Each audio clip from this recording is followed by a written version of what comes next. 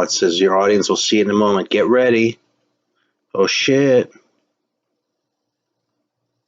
The internet can totally see me now. Oh, my God.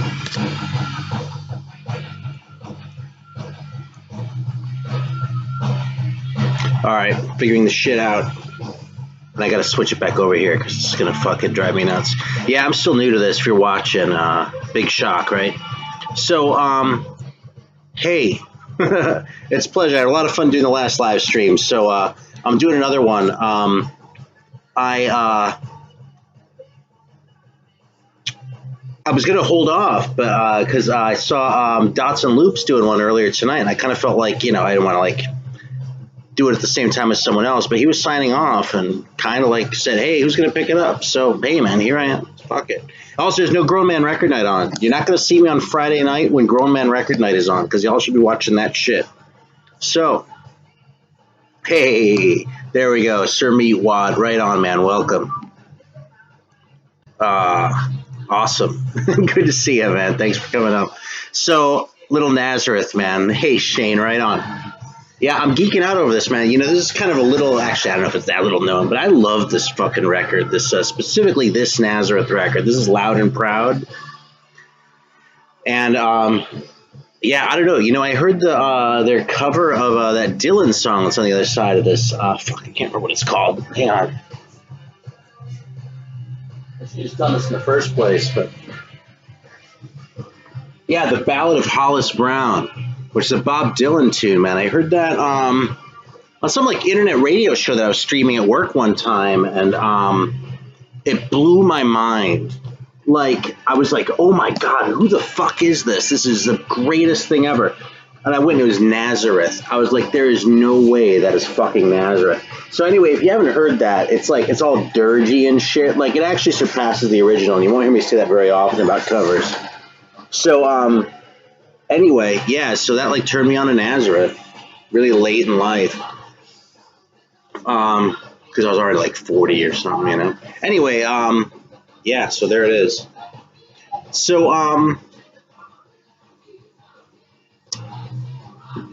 thinking, I think it might be fun to do a little live 5 random records shit. Well, it'd probably be more than 5 records, right? But like, call it out or something like that, and I'll pull something instead of doing with the dice. Sort of fishing for ideas here. I'm going to do it out of the metal, though, because I'm freaking out of the metal again right now. I know I've been talking about jazz a lot lately, but, man, I go back to my roots periodically, it's just got to happen. But before we go there, yeah, I don't want to do Soda on the live stream, Shane. It's, hey, man, thanks for joining, Ben, right on. We're talking about metal tonight, I promise. In fact, if y'all have any requests for something to play after this, throw it out there. If I have it, I'll throw it on. If it doesn't suck, if you pick something that sucks, I have veto power. It's my fucking house, right? But, yeah, this is fun. All right, so anyway, a little bit of housekeeping, because I got a couple things I got to talk about real quick. First of all, this record I showed in my last video, I was expecting it to be cool because I was really like when I heard the early weather report.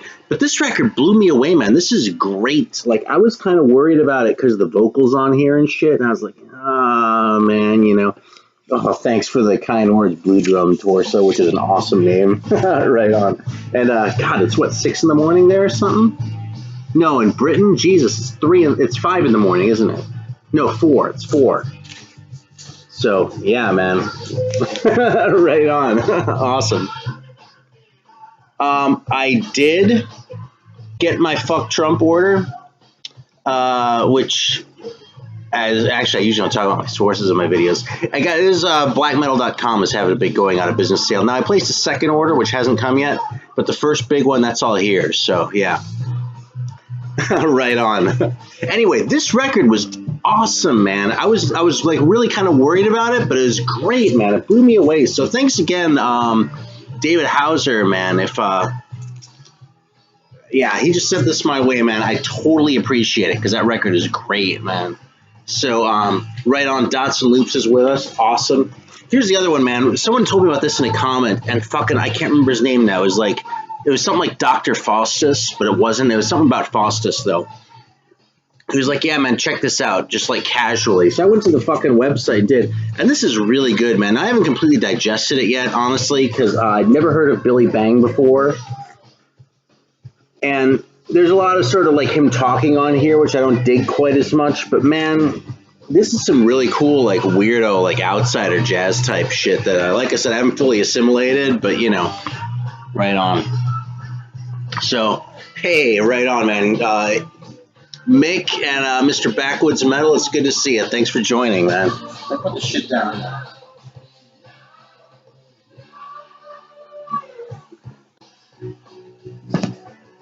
All right, so you want to hear us about some of the metal comps? What's the death metal track you want to hear? There's fucking delay. I keep forgetting that. I like expect the thing to come right up. It's like a 10-second delay. So, all right. So some of those metal comps. You know, we can just talk about some metal comps if you want. Hey, right on, man. Prio Gangly, thanks for coming. I hope I'm pronouncing that okay, but yeah, if that means something, it's going over my head. So anyway, thanks for the kind words and greetings from South Carolina, man. So, yeah, let's bust out some comps, man. What the hell? Hey, right on, Ron, man. Welcome. I'm not going to sing Pour Some Sugar on Me, though. Sorry, man. Maybe, yeah, I was going to say when if I was drunk, but I quit drinking a long time ago, so that's really not going to happen. So, all right. Let me grab a couple comps here.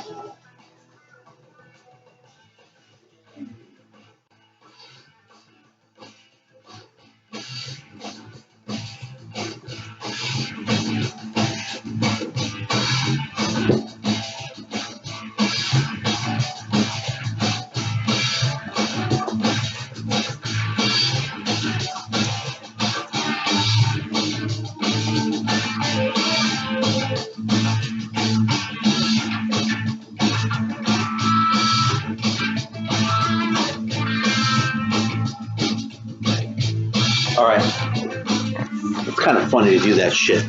Hey, Vinyl Rules, right on, man. Welcome. All right, so here's shit from the blackmetal.com thing that Brain Smasher was just talking about a minute ago. Hey, welcome, man. You know what sucks is like we got a new couch and I have like this nice ottoman to sit on now, but I don't have any place to put records over here. It's funny. Oh well, I'll figure something out. So yeah, the thing that hey, Ted Wax, man, right on. Thanks for coming. So yeah, so like I said, blackmetal.com is going out of business. Okay, so they're selling all sorts of cool shit, and right on. So if anyone's watching this after the fact, Jared is drunk right now. All right. So the thing that really jumped out at me when I went through the list was some of the comps. I mean, there's a bunch of cool shit that I grabbed. I mean, a lot of things I was sort of keeping an eye out for, but didn't want to pay for that were cheap. I was like, yeah, fucking, I'll take it, man. And yeah, some good shit. I showed some of my last like regular video too, but the ones that really jumped out, like I said, were the comps. And I really think comps are kind of an underrated art form. I mean, yeah, there are lots of shitty ones. There's all that K-Tel bullshit, which, you know, kind of warmed the cockles of the heart of an old man like me, right? And some of you probably, too. If you remember those ads where, you know, it's $7.99 on for the LP or $8.99 for 8-track or cassette that you see back in the 70s. But actually into the 80s, because the 8-tracks lasted longer from K-Tel than anywhere else. But I really kind of discovered this when I first got into like new wave of British heavy metal stuff because a lot of the best stuff never came out on regular records. I mean, one of the things I found really frustrating about looking into that shit was as deep as I got into it,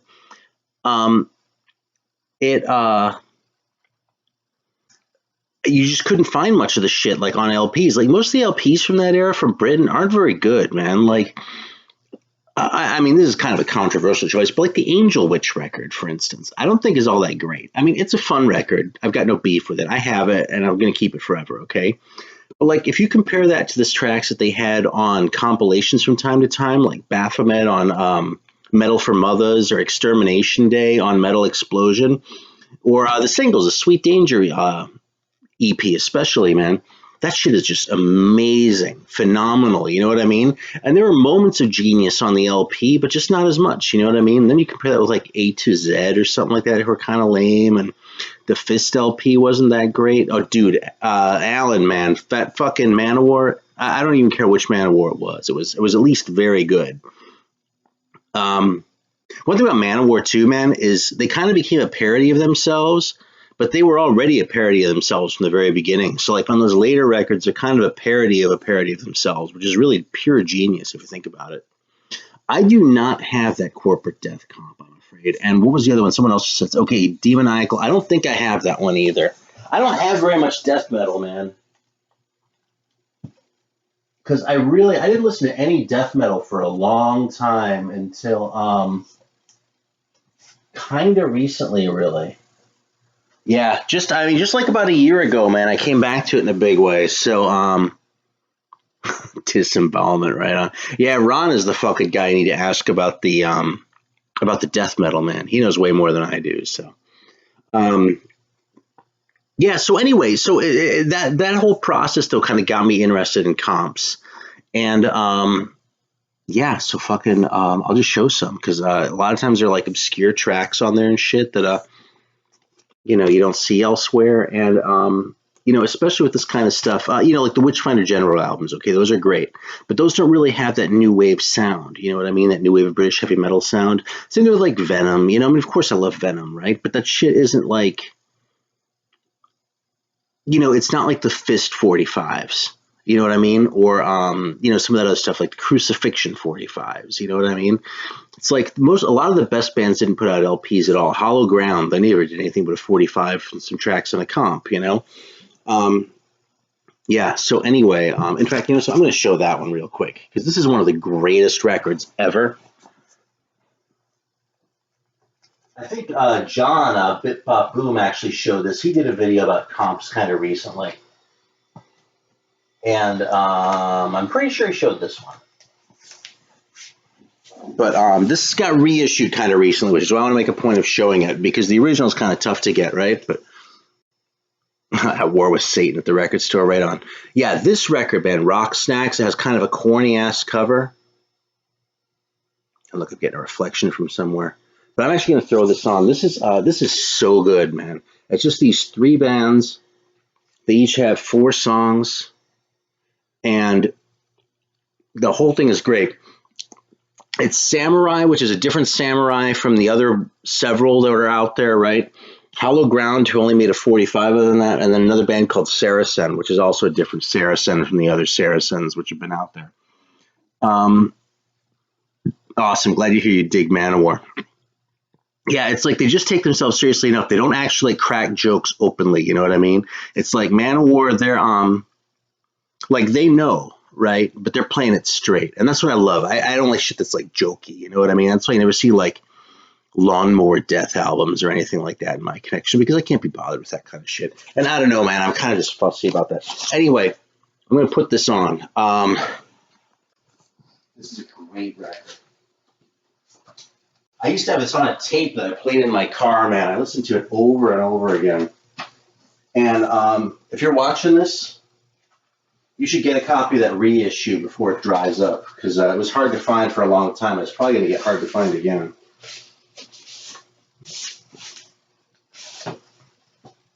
Yeah, check this out, actually. I'll show this, too. Check out that classic Guardian Records label.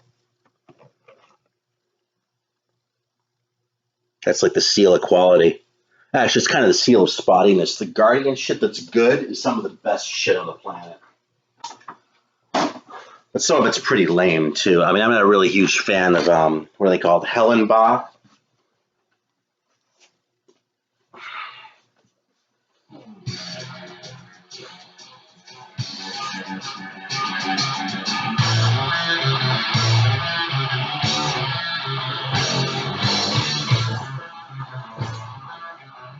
Yeah, crikey, it's Lawnmower Death, exactly. Hey, Farley, man, welcome. And who else I might have missed? Here, let me, awesome, yeah. All right, cool. Hey, Alan, sorry, man. What can I say? I've been collecting this shit for a long time, dude. So I don't know how old you are, and I'm not asking because it's none of my business, right? But, you know, I've been collecting for more than 30 years now. I was thinking about it before. It's probably, I mean, it's going to start when I was like 12, man. I still have records I bought when I was little. So, is this coming through? Say something if you can't hear this, because this is fucking good.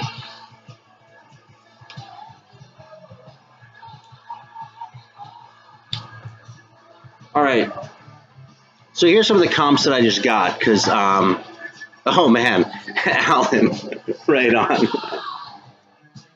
I remember when I was 23, vaguely. You know, the difference is when I was 23 is you could find records fucking cheap. All right, hang on, I'll turn it up.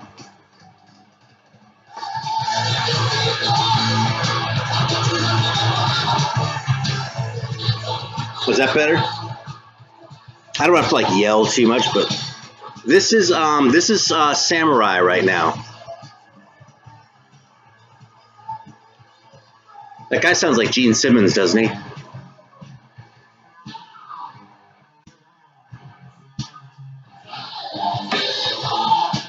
Yeah. Okay, let me know if this is better. All right, cool. Right on, thanks. I am McLovin. Right on, man. Welcome, thanks. You know something? You're right about the tapes, but right now is a good time to buy CDs too, man. I mean, when I was 23, listen to this. Can't argue with that shit. Oh yeah, right on, man. Glad you dig that Mithra. That's the original version of that Mithra too. Like the one with the cover is kind of more sought after. This one. Hang on.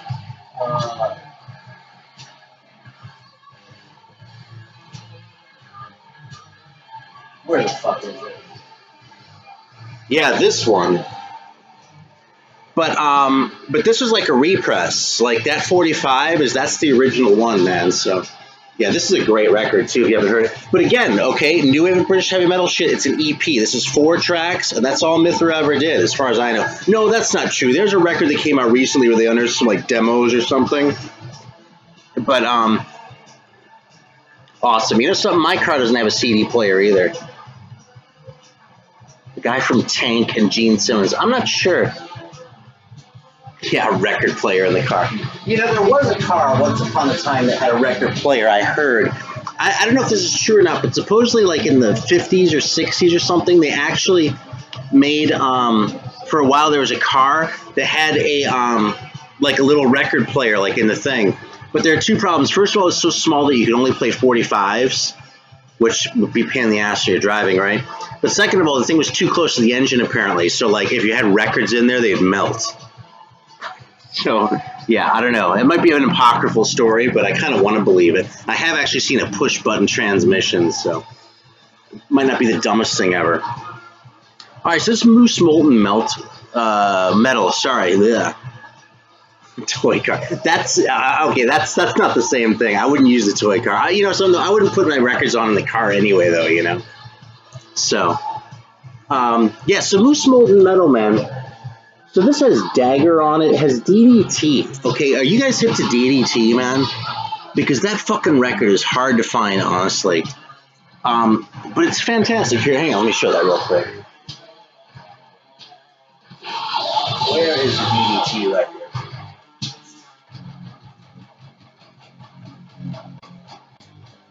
Here it is.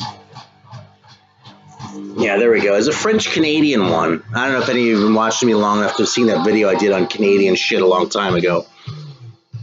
It was kind of a tribute to, Guess I'm Just a Spud Boy, if any of you remember him.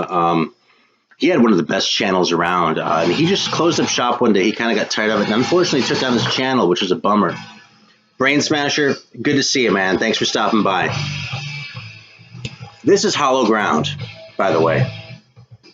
Hey, Ben, right on, man. Mr. Thump Fingers on, right on. Different Ben. All right, so anyway, yeah, he would do these things from time to time. It was called It Came From Canada. And it's funny now because I think mine was the only one that's up because he took his whole channel down. But, yeah, so I showed my Canadian shit. And this is one of the ones that's fucking great, man. This is like, you know, I'm not really big on the glam shit. I can handle it a lot better than I could, like when, you know, back in the day when it was like ubiquitous. I resented it, but there are a few records out there, not very many, but there are a few where it's like the writing is like glam writing, but the delivery is heavy, and I love that kind of shit, man. And this is kind of like that, man. Yeah, I have some Exciter, man. We can put some Exciter on in a minute if you want. I have just the first two albums, then I have a 12-inch. So yeah, that's what I do. I go out and I buy the first one. If I like it, I'll get the second one. If I like that, maybe I'll get the third one. But you know, then I usually kind of move on. I don't have Long Live the Loud. I've never owned that one.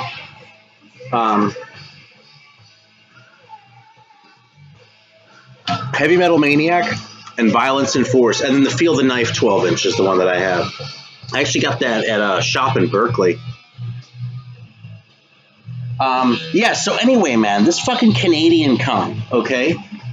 It has that, like, DDT and fucking Czar, Fist, which is like whatever, but like Witch Killer, and some other shit that you haven't heard of, you know what I mean? So it's like some of these guys had like rare private press records, and, you know, the others never put out anything else, you know, this is it. So, yeah, I love that kind of shit, man. You know, it's ironic because I'm doing the comps now that I got recently, and Ben, who asked for a wandered off, but it's all good, man. All right, you want to see the AC/DC pressings? Here, I'll just get those. Fucking. If anyone else bitches, I'll go back to the comps. Whatever, man. It's fucking free form, right?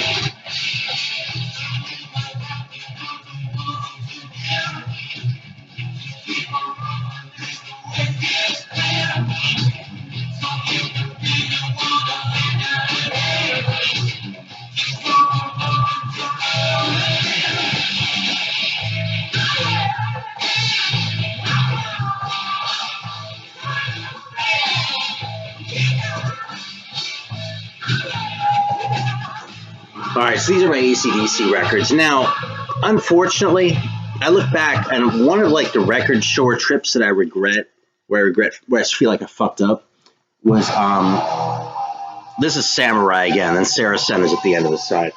I was at a record shop when last time I was in Germany actually, and they had like a whole bunch of Albert pressings of some of the '80s AC/DC records. Excuse me, and you never see those like Albert pressings of Flick of the Switch. Because like the first couple that had different songs on them, people like, oh no, this is Sarah Sen. I lied, this isn't Samurai. It's kind of a weenie singer, right?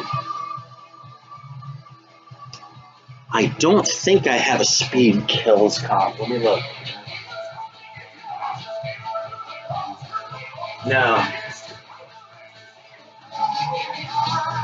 No Speed Kills, man. Yeah, so Flick of the Switch, there was an Albert pressing of that, man, and I want to say Back in Black, too, but it might have been For Those About to Rock. I know Flick of the Switch was there, man, and that's one of my favorite 80s ones, so I kind of wish that I grabbed that when I had the chance, because now you look at it, you can get it online, you know, I mean, Australia isn't as far away as it was back in 1990, but it's just shipping it is like $25, you know what I mean, so you don't get the record cheap. I'm looking at least like $35-40. I really need to check out those Speed Kills comps one of these days. I kind of realized, yeah, this sounds like a right on. It's a Nervous Shakedown, man. And there's Bedlam and Belgium.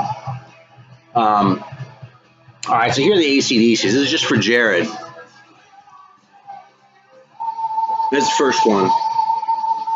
High Voltage. Yeah, I think this one has a blue label. I'm not sure. These aren't even all in the greatest shape. I got most of these so long ago. No, it's not a blue label one. I think I had a blue label one once. It's that one, though. Yeah, I was in high school when I got most of these, man. You would still find these occasionally, you know? I think I bought all of these. No, I got one of these at a record show.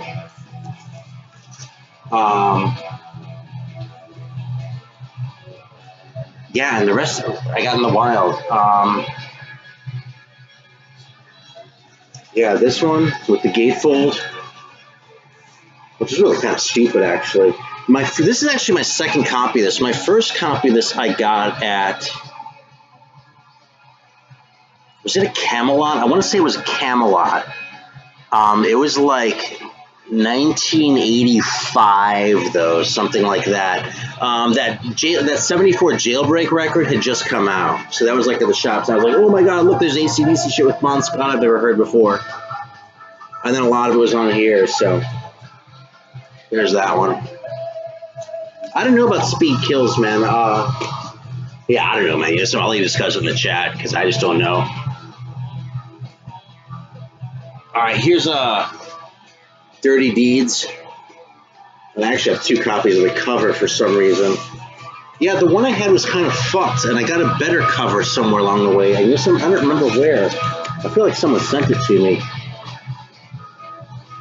Camelot sucked towards the end. Although, you know something, man? I got a lot of good shit at Camelot. I shouldn't talk shit about Camelot. I got my copy of the first Carnivore record at Camelot. Right on spreading the disease, man. Yeah, exactly. This one has R.I.P. on it, too, man, and Jailbreak. It's kind of good. All right, what else do we have here? All right, here's Let There Be Rock with Crab City in blue on it. These covers are really kind of lame, though, you know? I mean, I'm not complaining. I'm stoked. I mean, these are my copies of these records. I fucking love them, you know?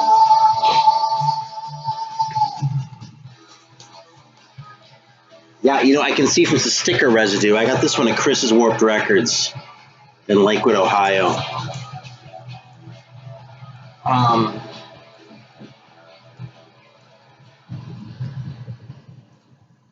Then here's the Euro press. All right, this next song is this is Hollow Ground again.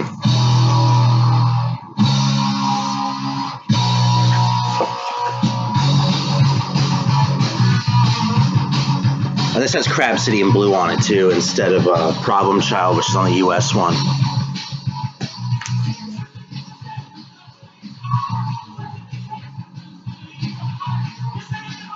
This is kind of a cool piece. Live from the Atlantic Studios. I got this at the record shop where I was working, man. I walked in the door. I was like, that's coming home with me. I think I paid $3 for it. This is a really cool radio show. I actually like this better than If You Want Blood.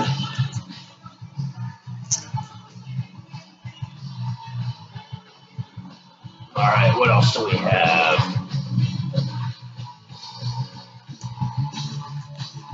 All right, here's my Albert pressing of Power Age. I also have a European one because it has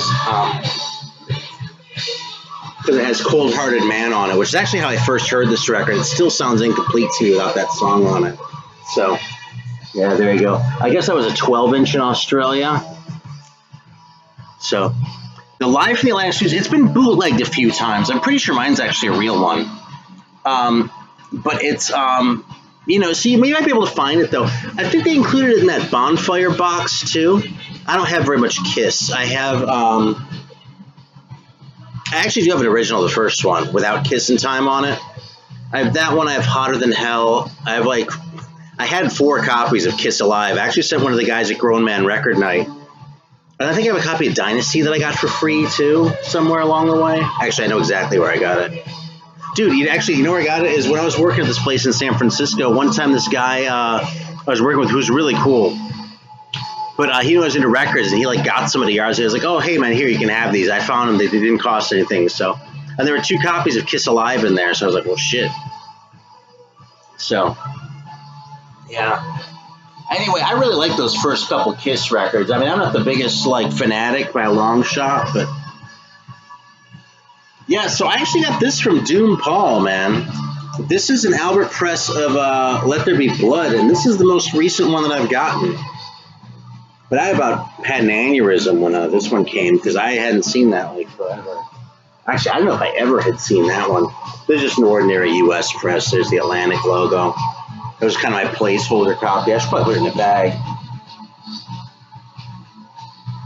Yeah, and then there's Highway to Hell. And that's actually it. I do not have Energy Vampires, but I do have the Slaughter Extroius record. Oh, physical copies of Metal Massacre. You want to see the Metal Massacre comps?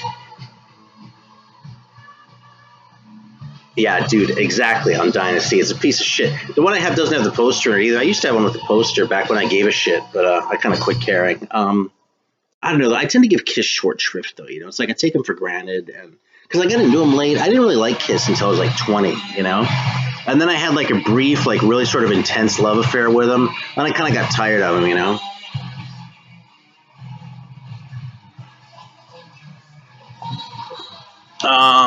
How rare? Which one is? Oh, the Energy Vampires one.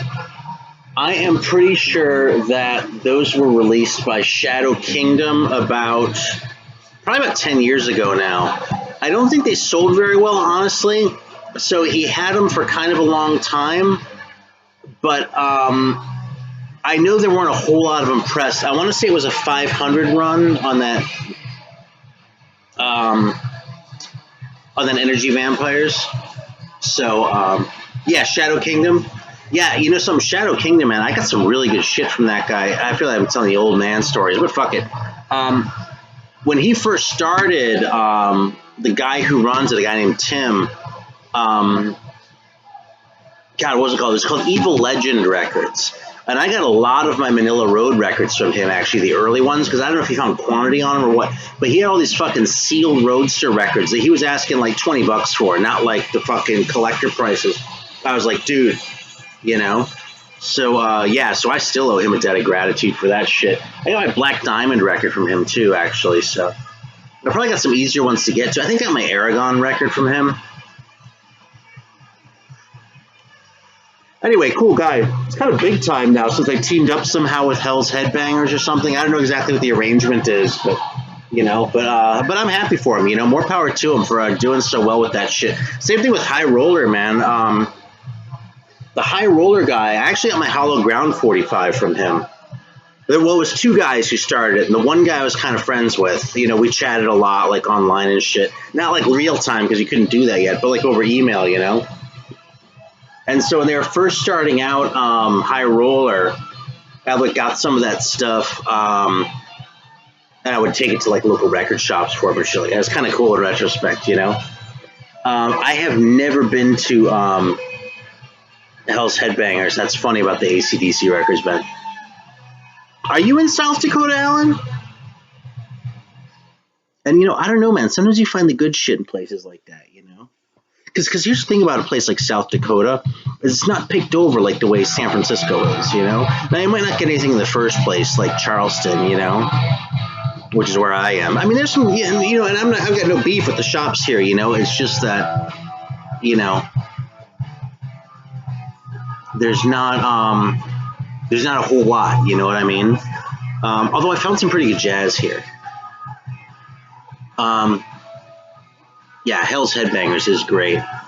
South Dakota is really nice, by the way. I actually drove across it once. I went to check out, it was when I was moving to San Francisco in '94. I was driving out there with my dad, and hey, Eric, right on, man, welcome.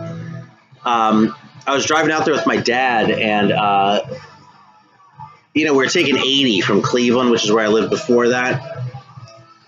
And I was like, you know, so I've never been to Mount Rushmore. Why don't we go check out Mount Rushmore while we're out in the middle of the fucking plains where we're not likely to be again anytime soon? So we're like, okay, what the hell? So we drove an extra day out of our way to go to Mount Rushmore, right?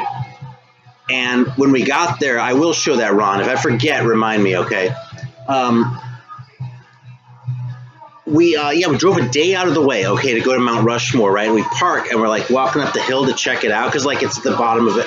It's at the top of you. There's like a vista point at the top of a hill. You like walk up or something like that. And we were like walking up, going, oh shit, it's kind of foggy, man. So when we got up to the top, right, my dad and I, like, we were looking, and it was so foggy that not only could we not see like the mountain, but like we couldn't tell if it was over there or over there. It was like fucking pea soup. It was ridiculous. And it was kind of a bummer on the one hand, but on the other hand, it's kind of a better story this way. You know, I mean, I know what it looks like from postcards and shit, right? So, whatever. Also, my consolation prize was Devil's Tower, which I didn't even know was a real place, but we came down through that corner of Wyoming, so. All right, so I got a copy of Considered Dead that's cracked, and it was a bummer. I didn't notice it until I played it. It actually does play through, but, you know, it's kind of shitty. So I upgraded it, but, Oh shit! You know, so I think I put that upstairs when I rearranged my records. Yeah, I don't have that one handy, man. That's like I'd have to go digging in a box up in the attic. So sorry, man. Jared, thanks for stopping by, man. Yeah, sorry. It has a really anyway. If you're gonna get a cracked record, what this considered dead by Gorguts looks like is like what you hope your crack would look like. There's like this cool like spider web looking crack, you know. It's like you look at it, and it's like ooh, you know, it's like a little, you know, right in the middle of the record. So it was kind of aggravating, but you know, kind of cool at the same time. All right, so what's next, man? You got more questions? You want to see some more comps? You want to see something else?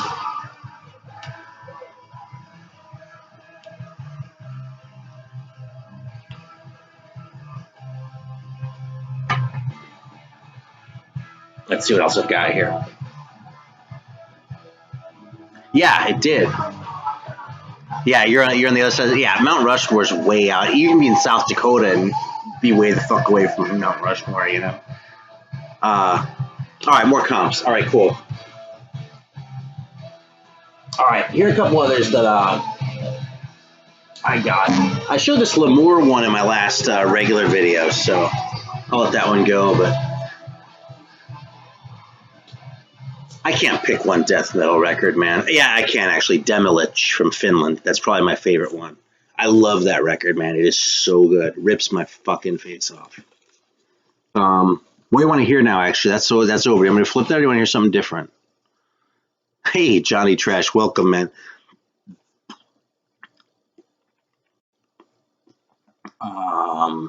Yeah, dude, it's fucking big, man. All the states are big. I've actually driven across the country several times now, I'm kind of happy to say.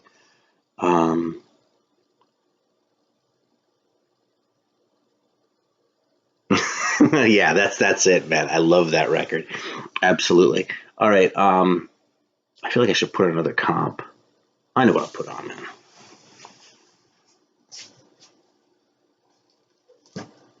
We're going to listen to a noise comp. And I'll let y'all pick which one, okay?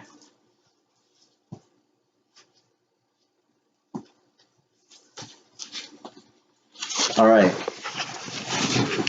So you've got Rock from Hell. And we've got death metal. So which one do you want to hear?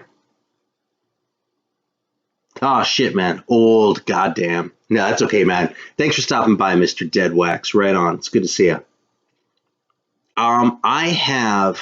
You want to hear death metal? Looks like it's pretty much unanimous. Okay, just for grins.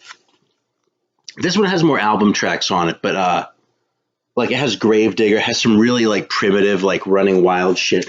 But this stuff is like exclusive, so this is probably the right choice. So I'm gonna put this one on. That's so classic. Man, I remember when this came out, it was fucking scary. I was also a little kid though, too, so what the hell did I know about anything?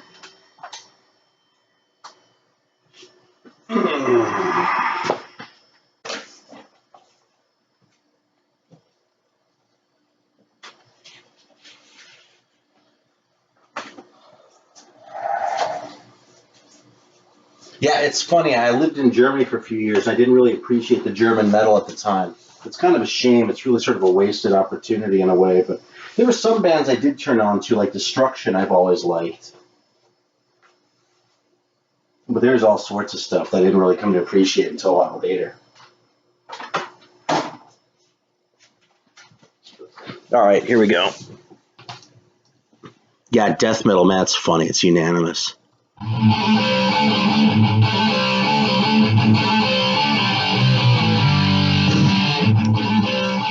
Suffocation's a strong candidate, man. Suffocation is really good. I don't have the personal connection that Ron does, but that is just those records are just so good, man. The production on this is so like primitive. I don't know if it's coming through, probably not. But. Yeah, this was never on an album as far as I know, unless they like redid it later on or something. It's not on the first three.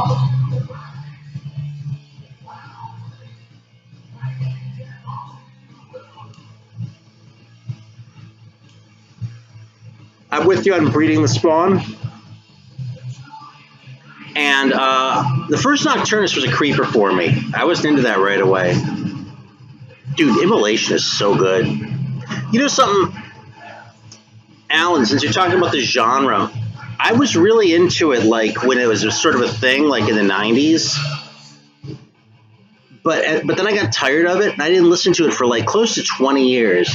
And then just about a year ago, it's from hanging out with Eric Bauer, actually, and like talking with him about it, I just got interested again. I started listening to it. I was like, man, there's so much good shit. And I discovered all these bands I didn't know before, too, like Suffocation went by me the first time around. They're like Morbid Angel and like Deicide and, you know, Incantation.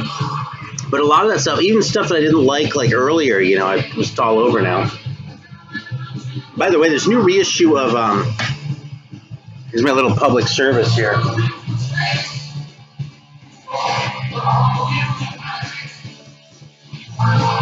In case y'all haven't seen this, but this is a new reissue of this. Yeah, I just got this within the last couple weeks. They did the same label as Hammerheart, I think, out of, I want to say the Netherlands. But, yeah, it's they did the first one, too, Malleus Maleficarum. So, I used to listen to a lot of black metal, but it's funny because I'm like over black metal now. And there's still a few things that I like, but I just don't really enjoy it very much anymore, you know? It's like, academically I like it, but, you know, yeah, Pestilence, that's all Eric Bauer, man, turning me on to that shit. So, yeah, Hammerheart, they did those Malevolent Creation ones too, which are fantastic.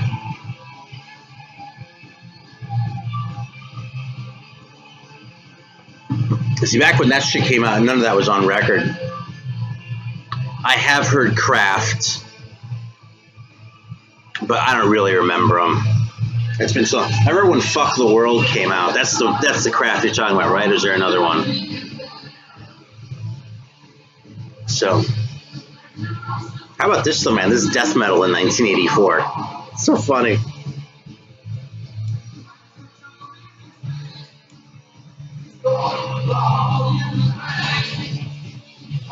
Asphyx, absolutely, man.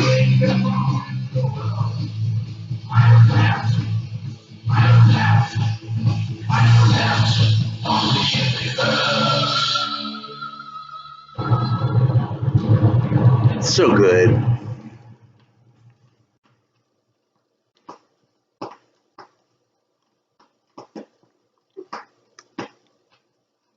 It's kind of noisy, huh? You don't want to know how little I paid for this record, though.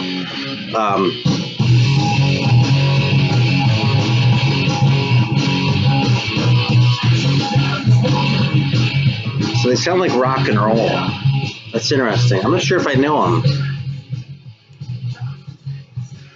Hard to Get doesn't scare me.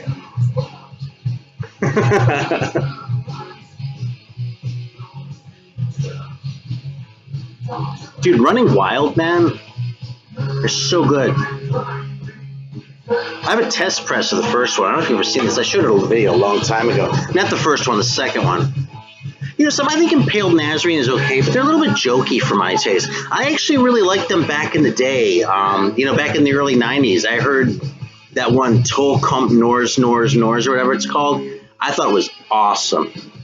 But the only ones I ever had were that one and Motor Penis I had too. And they're pretty different from each other, but I really like both. But I went and listened to it again about a year ago and I sort of rediscovered it, and it just kind of sounded corny, I thought. So, I don't know, man. I guess my taste changed. You know, I am a lot older, so. Yeah, I'm not going to talk any shit about them, that's for sure. I mean, I like them, but I just don't have that same, like, attachment. What was I going to pull out now? I forgot. Oh, the Running Wild test press.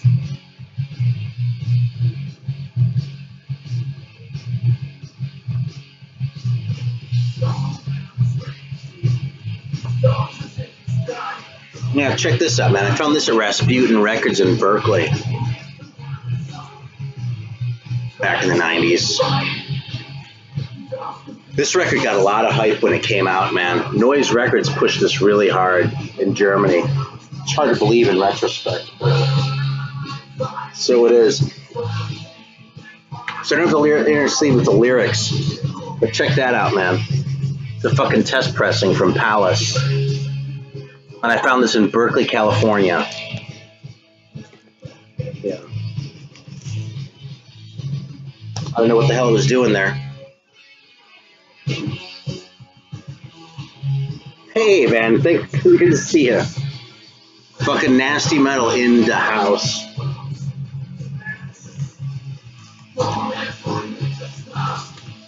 So, I gotta say a couple words about Nasty Metal Productions here.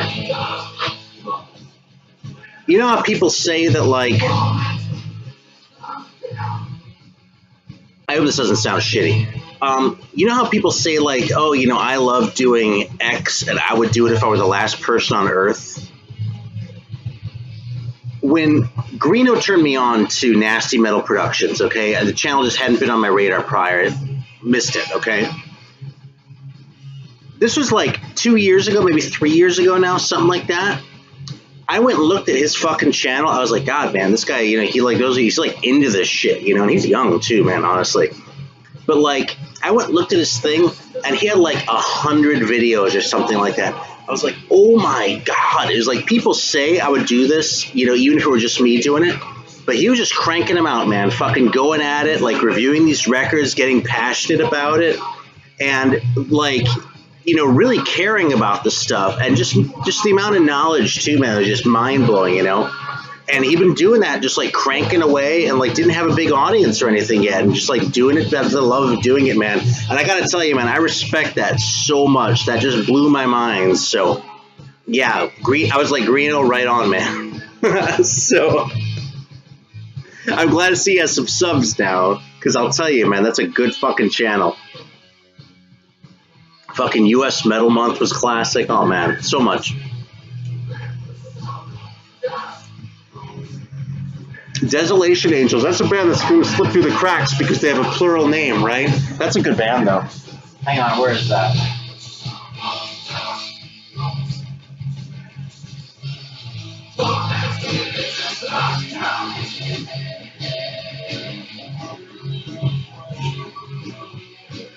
There we go.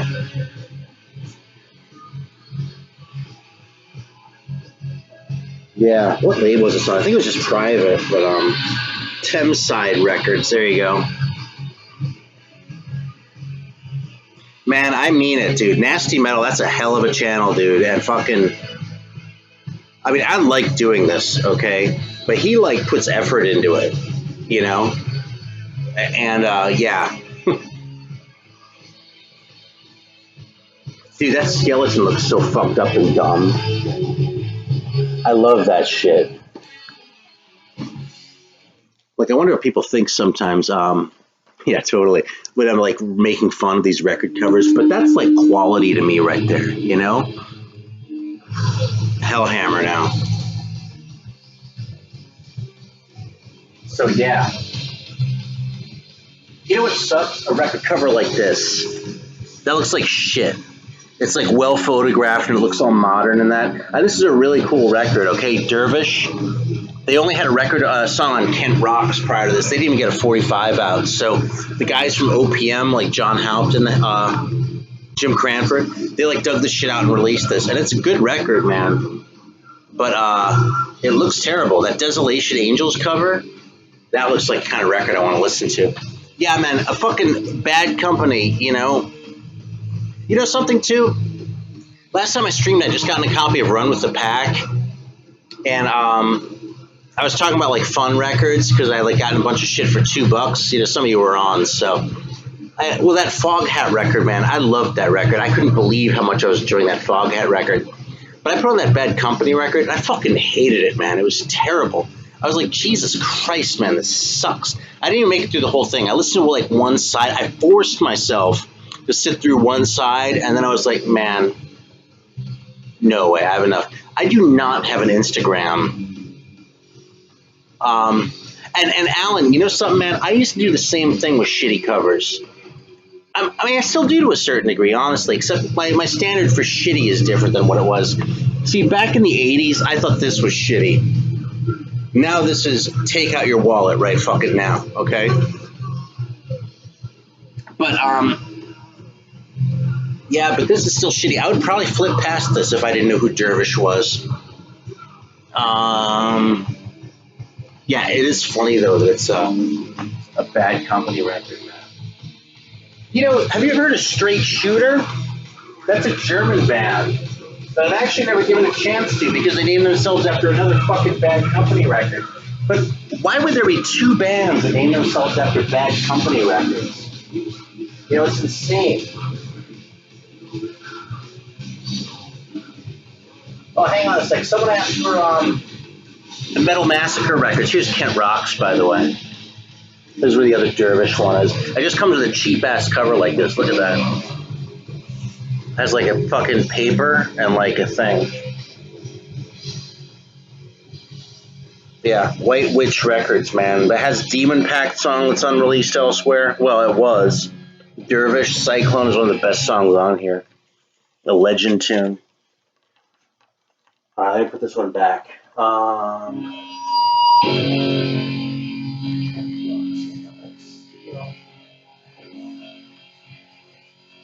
Alright, where's the Metal Massacre records?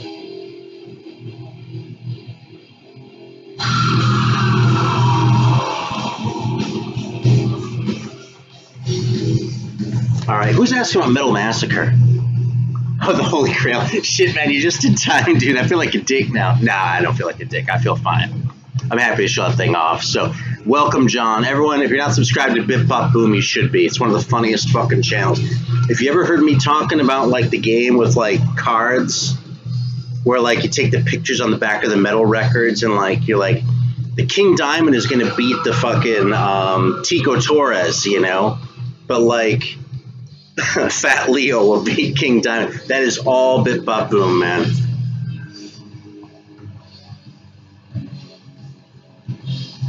Right on. Someone was asking about the Metal Massacre records. All right, so I'll just fucking show these off as we're going through. So there's the first one. I got this at a shop in LA for $8. Same day I got my copy of Hail to England by Manowar. And this is the first press that has Metallica misspelled. I'm curious to hear the version with black and blue on it, though. I've never heard that one, so yeah, as a service with quartz for sure. Metal Massacre 2 here. Yeah, you probably don't know what's on here, but Hyksos, that's kind of an obscure one too, their album. And Aloha became Vixen. If you want to see any of these, just let me know and I'll pull them out, because I do have most of this stuff. This is, if there's one early, yeah, Metal Massacre has the Rat song, which is good, man. It's funny. You know, one thing I came to realize when I lived in LA that I never really appreciated before, because, like, okay, I was born in 72, right? So by the time I was really getting into metal, like, you know, 83, 84, 85, 86 in there, especially 85, 86, 87, you know, Metal Blade was already established, and that seemed like, you know, a big, like, label to me, you know? When I was living in LA, though, I really came to appreciate how at the time it was just like a local label. I mean, even this, like, look at how sort of low budget this is, you know? But, like, these were all just, like, nobody bands, just, like, trying the shit out. And, yeah, later on, Trauma became the band that gave us Cliff Burton, you know? And fucking... oh, I don't know, Armored Saint became Armored Saint, right? I mean, Savage Grace, I mean, obviously they weren't all huge, you know. Aloha became the guy who gave, you know, Megadeth a guitarist, right? But early on, it wasn't like that, man. There was a time when Flair was just some obscure band with a tune called Aggressive Perfector on Metal Massacre 3, you know? Yeah, this record, by the way, this has the distinction of having the most embarrassing band name of all time on it, which is Sexist. Imagine telling your girlfriend, like, you just meet some girl and you're, like, out and shit. She's like, oh, you used to be in a band, right? Oh, yeah, I used to be in a band, right? Yeah, what was your band called? Sexist. Fucking Sexist, man. Jesus. I'm glad I don't have to explain that to anyone. Yeah, this one, man, Trouble is on this one. This is one of the better ones right here, man. Fucking Zoetrope. Abattoir. Lizzie Borden. And then, like, August Red Moon and shit, you know what I mean? It's like, there's all this, like, obscure shit on these. It's really good. This is a really good one too, man. This one has Voivod, Condemned to the Gallows, Attacker, Future Tense from the Netherlands, man. Does anyone else have the Future Tense record? Overkill, Fate's Warning. This is probably the most like hit-packed one. Hellhammer, Metal Church, and then Gestures of Destiny. And you know something? They suck. I don't care what anyone says. Yeah, Future Tense. Let me show that one real quick. I wonder if John has this one.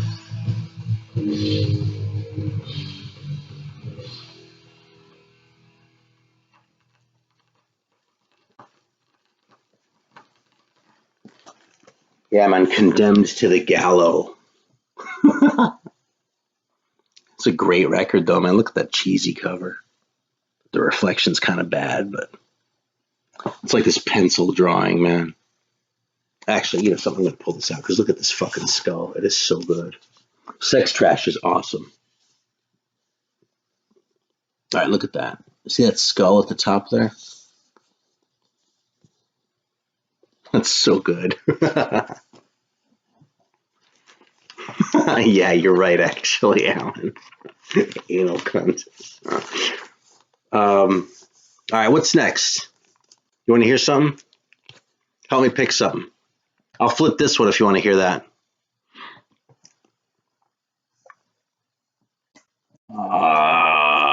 In the meantime, here's Metal Massacre 6. This is the last one I have. I do have some goat penis in the other room, but it's on tape. I don't have easy access to it. I have to go through a thing. Yeah, you know something? You're right about that. But dude, even if it's porno grind and sexist, it's just such a blatant fucking name, you know?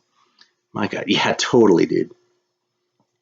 See, like Piss Grave, I would have an easier time explaining that. I'd be like, yeah, man, it's fucking funny, you know?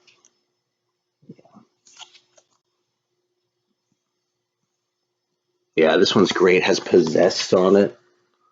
Hollow's Eve, fucking Dark Angel, Hades, Nasty Savage, The Obsessed, I said Dark Angel, didn't I? Yeah, it's fucking nuts, man. Yeah. All right, what are we gonna listen to? Help me out.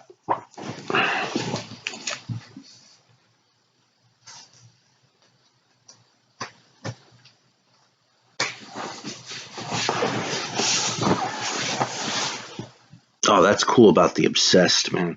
All right, I'm gonna put on. I want to hear another comp. I feel like I should pull out a more obscure one though.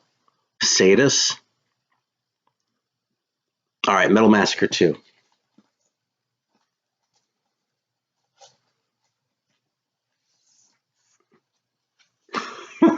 Code Penis, the band. All right, man, let's do this.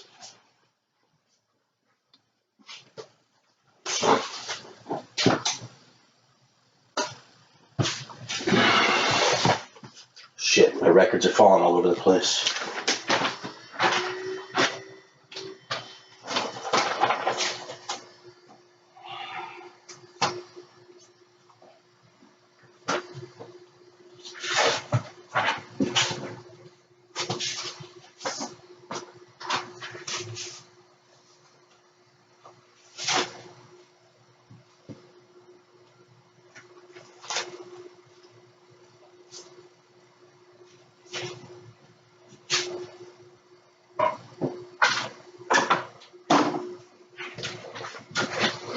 All right.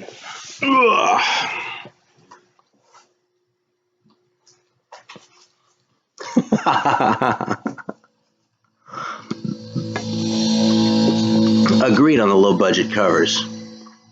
Nate, that's funny, man. I hope we didn't get in trouble. I'm just kidding. I'm sure you didn't.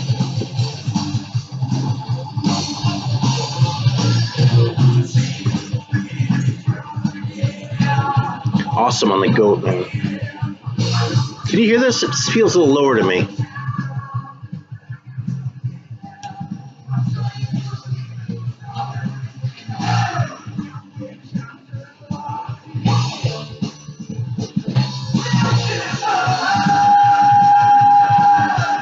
It's so primitive, man. It's like a shadow of what Armored Saint became, you know? But I like this shit, man. I mean that in a good way, you know?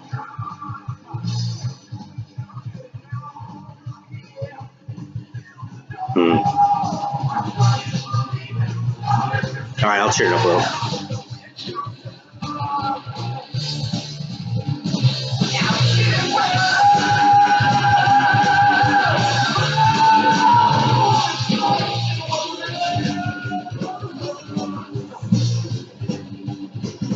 Yes, it is a song from the EP.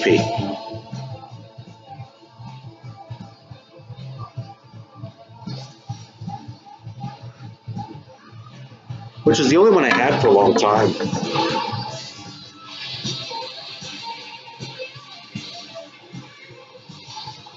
Yeah, this is my second copy of this one too, actually. I got this at a record shop in El Cajon, California. Yeah, I had another copy of this earlier though that I traded away for some shit. So, yeah, Wargasm. You know who's a big Wargasm friend is my record dealer friend from Colombia. And it's funny actually, because one of the things I traded this for was I traded like a bunch of shit for a bunch of shit with someone in Germany. And one of the things I got was the Carnage record. And that band's from Columbia, South Carolina. So it's funny. He was like, man, I used to have this record. I had a ton of the copies of this record by this band called Carnage, man. And people just freaked out over this. I was like, oh, yeah, man, that Carnage record. I know that record. It's fucking good, man. It's obscure and it's a private press.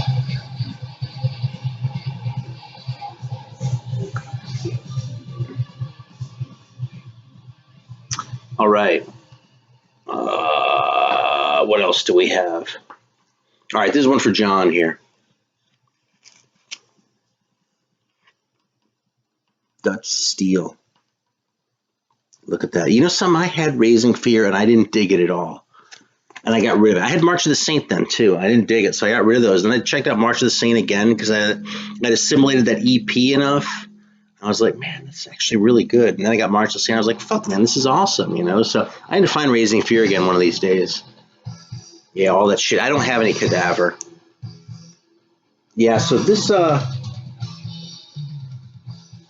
Dutch one has Seducer and Vortex. Martyr, Seducer. I might have shown this in my last video now that I'm thinking about it. So let me just put that one back. I don't want to be too redundant here. Here's one. Have you seen this one? So the Dutch one. That's just a split, but look at that cover, man. How can you not want that? Look at that, man. When I swing a guitar over my head, it's got to be BC Rich Warlock. Dutch Steel box. Is that the same stuff or is that something different? Yeah, that's one of the ones that came from blackmetal.com, man. You know something? There are a lot of new bands that I like. And I'll tell you, the main reason I haven't gotten into collecting that shit is because it's a whole new set of floodgates, you know? And I've got to keep it under control, basically. So, I mean, the shit that I really collect is metal. And fortunately, I've gotten to a point where, like, there isn't a whole lot that really keeps me up at night anymore. You know, it's like,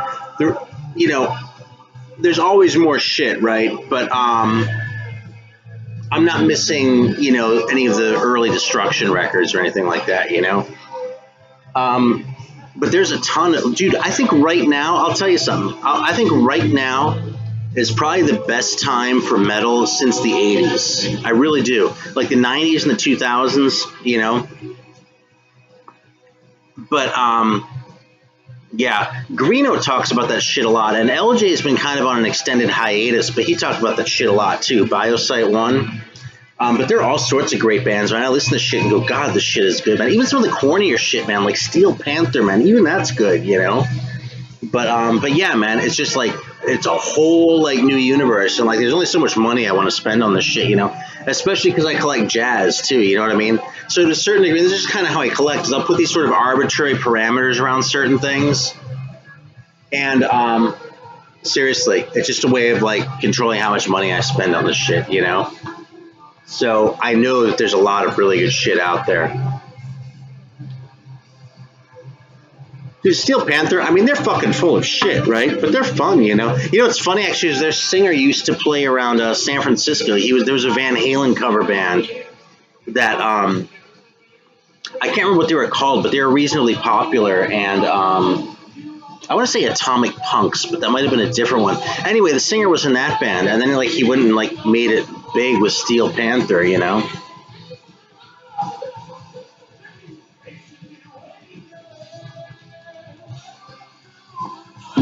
Yeah, there you go. They used to play at Little Dives in San Francisco, man. I never saw them myself. I probably should have. Oh, no shit about Fight. I didn't know that. How about that? Yeah, I'm pretty sure it was Atomic Punks, not Eruption. I've heard of Eruption, though. I don't know why. Anyway, Metal Deadness. This is just a split with Second Hell and Skull Crusher. But, man, this is so good. That's fucking good shit. And there's another Dutch one in here.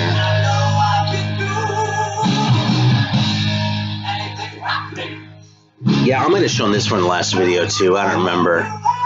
But this Metal Prisoners one with Acid.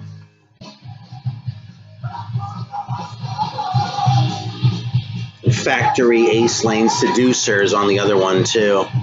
Dude, the fucking, speaking of embarrassing shit, the fucking song on this one is called I Love 69. Come on, man. It's fucking embarrassing, you know. I mean, it's funny, you know. I don't have any Funeral Doom. That's true. What's the Helix cover? I missed that.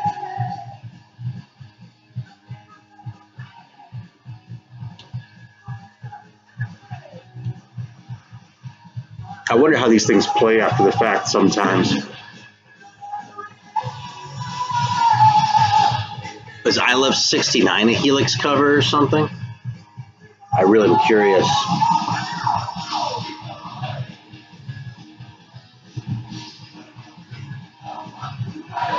Oh, yeah. I know what you're talking about. There's the first Helix record. I can't remember the name of it. But yeah, I know what you're talking about.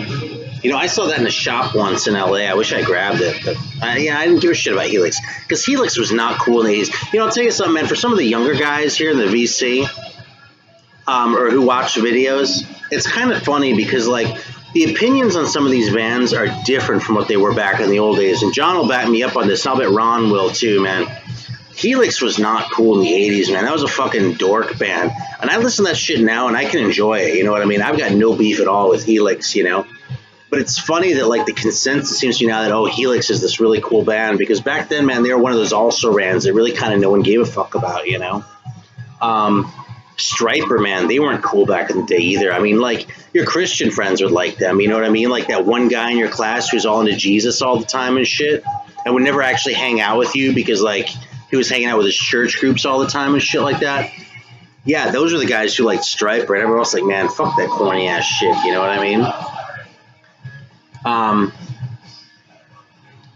Man, who else? I mean, to a certain degree, Anvil, although I think it was unjust with Anvil. I really do, in retrospect. Keel, oh, totally, man. Keel, that was a dork band, although I don't know if they're really that popular now either, you know? Yeah, dude, fucking, like, when, like, Def Leppard, man, like, people are all over, Hysteria now, you know what I mean? When that came out, man, oh, everyone fucking hated it, man. At least everyone who's into metal. I mean, obviously it sold, like, 100 billion copies or something. But, man, when that thing came out, everyone who was, like Def Leppard was like, we wrote them off, man. And you know what else we wrote off was Iron Maiden after Somewhere in Time. A lot of us did. That is awesome about Ron Keel, Alan. I'd be curious what the town is. He's 45 minutes from you. Anyway, yeah, it was really a trip to me when later I found out that people who were 20 years younger than me considered, like, Seventh Son of a Seventh Son to be, like, the best Iron Maiden record. Because when Somewhere in Time came out, the guy was playing a synthesizer guitar, and that was a big no-no.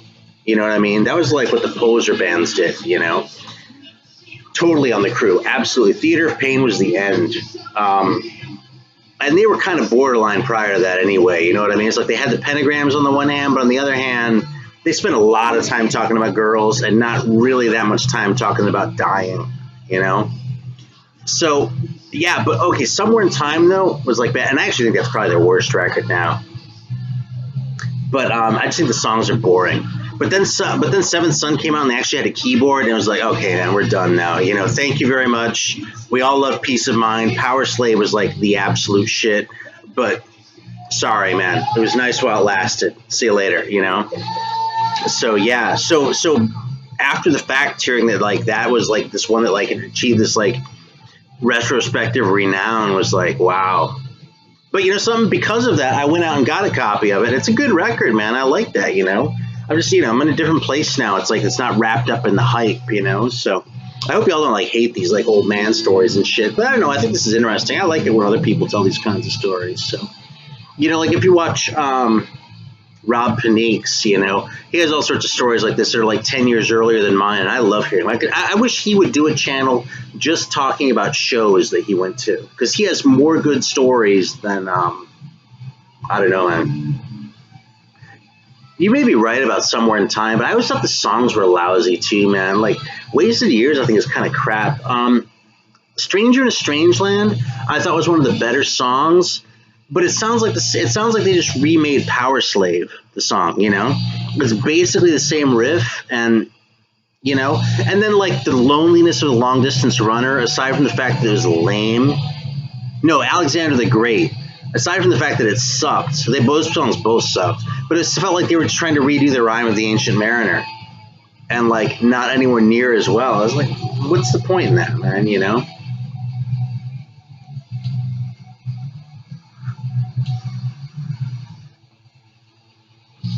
Yeah, Heaven Can Wait, man, that's the worst song on that record. I think. I haven't heard that record in 20 years. Maybe there's a worse song on there. But Heaven Can Wait was worse than Wasted Years. What was the first song on that record? I don't remember. Someone has to tell me.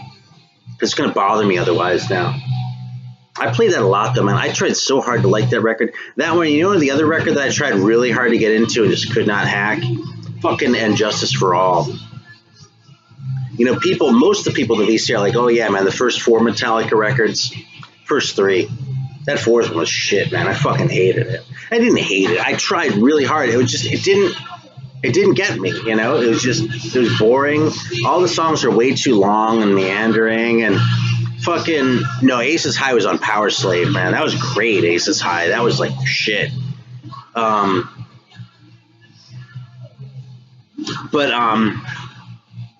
Yeah, I keep losing my train of thought.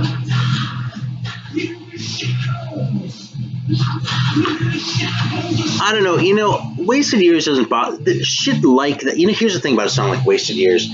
Shit like that actually doesn't bother me the way it did back in the day. You know, when I was like invested in it in a different way. You know, and these were like my idols. I couldn't wait to see what their next record was going to be like, right? But Wasted Years specifically, because of like these bad associations, it's hard for me to get past that, you know? Yeah, man, I didn't do that. Yeah, Metallica never really had the learn the gift of brevity, though, you know? I think Ride the Lightning is too long, too. I think Kill 'Em All, actually, is the only one that stands up all the way through.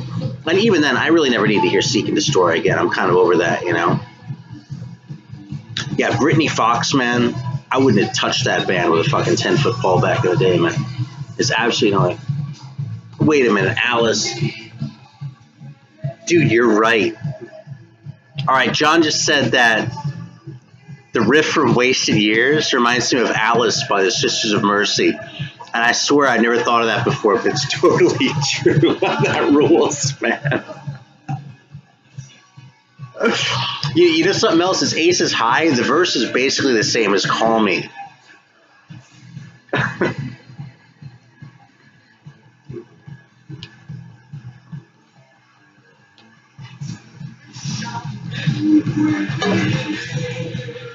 All right. What else do you want to say? I agree on the length for a thrash album.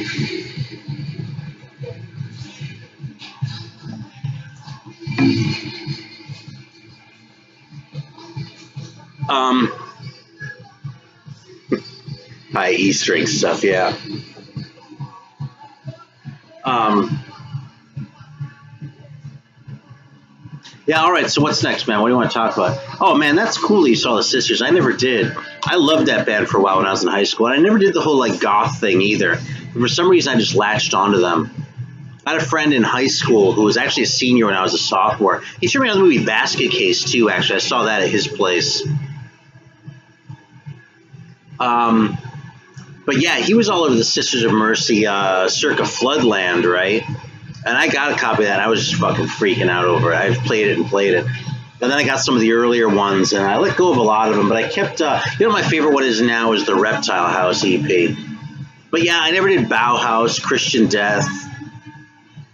I mean, I had some of that shit at one point, but I let go of all of it. Who else was there? There's a whole bunch of shit like that. But I never really got into any of it except the Sisters of Mercy. He was a dick? Oh, dude. Here's the thing about Andrew Eldritch, man. If you had met Andrew Eldritch and he had been cool, wouldn't that have been kind of a disappointment? Because his whole persona was a dick. He was like Glenn Danzig, you know what I mean? If you met Glenn Danzig and he was nice, it'd be kind of disappointing, don't you think? So, you got to tell that story in a video, man, though. I really want to hear about Andrew Eldritch. That's funny, man. So, yeah, see, Floodland, you're right. That's like, you compare that with like what they were doing prior to that, it's really like a different band, you know, and the earlier band was really a lot better, but Floodland was my entry point, so what can I say? I can't disown it. I don't own it anymore, and I do still have First and Last and Always. All right, man. Good night to the daughter, man. Right on.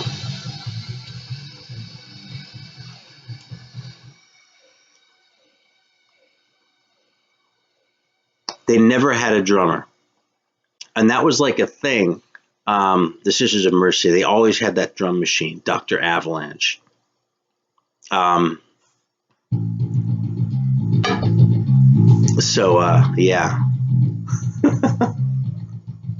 It's so funny. I mean, that was why I like the Sisters of Mercy, because they did this corny ass shit like that. You know what I mean? It was just kind of like, you have to love it, you know? So,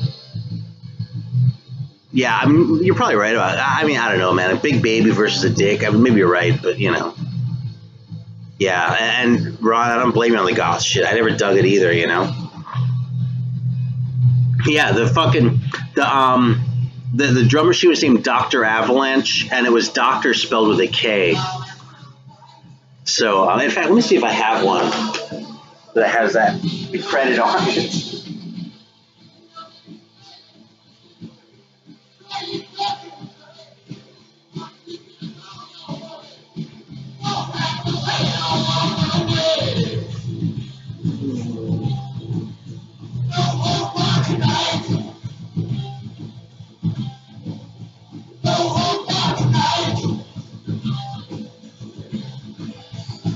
Yeah, so this is pretty much my Sisters of Mercy collection now, except for, oh yeah, dude, I'll show that fucking picture up on the first record. It's ridiculous, because it's completely useless.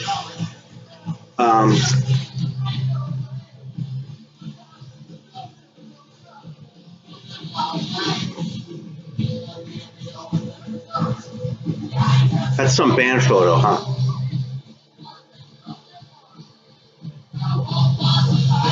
I totally believe that, as far as fucking the guy over. Yeah, I guess I don't actually have anything where they're named, because the only other one I have is a Reptile House. But here's the thing about the fucking Mission sucked.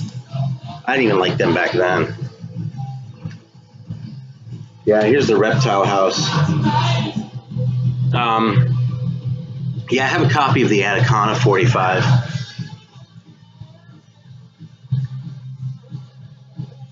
But that's it. So, yeah. Damn, man, we've digressed a bit from the metal now, haven't we? Shit. Yeah, fucking ambient shit. Hey, is anyone else hip to Soviet France? Am I the only Soviet France fan on here? Speaking of ambient shit, that's some cool records. Let me pull these out, because if you haven't seen these, man, you kind of need to.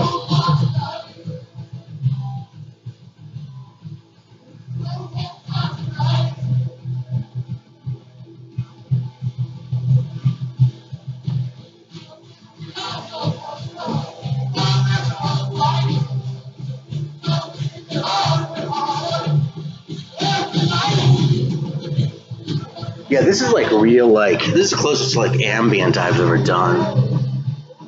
But like, they had all this weird shit, like, that's their cover and shit. There's like some like collective, more or less. Like, I think there's these sort of like members kind of came in and out, you know. Yeah, Dead Can Dance never done. In fact, I didn't like any of that 4AD shit, to say the truth. And I had most of it at one point, man. Like This Mortal Coil and fucking Dead Can Dance and I don't remember, but the only band that I really liked was the Pixies. So I'll tell you though, I like Dead Can Dance more than some of them though. This Mortal Coil I thought sucked. So yeah, so Soviet France, it's like really dark and like sort of menacing ambient, you know what I mean? It's like ambient music that's out to like intimidate you. Yeah, I never liked Cocktail Twins either. Yeah, this is like Eostra it's called or something like that. But this is like this weird like rubber cover that came with it. This actually originally had some tissue paper with it too. Like I don't know if you can see that, but it's like fucking like rubber.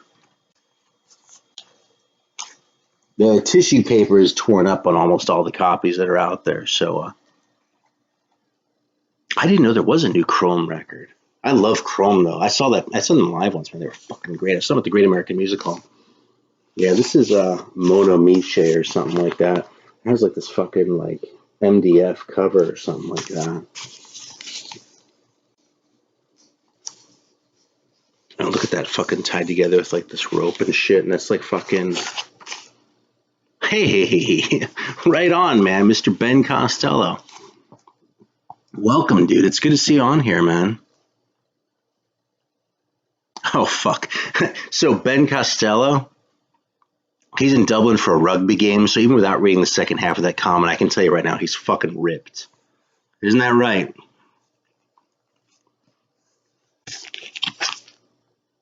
Okay, this one comes in like a burlap bag. I'd put this on, but you can't really hear it through the thing. So, yeah, those are most of the weird covers. This one's kind of a more normal cover. And this one is like tin foil. It's like embossed. You can see that. And there's like one spot of like fucking spray paint on the back. So, some weird shit, man. But same deal, man. I found most of these in the wild.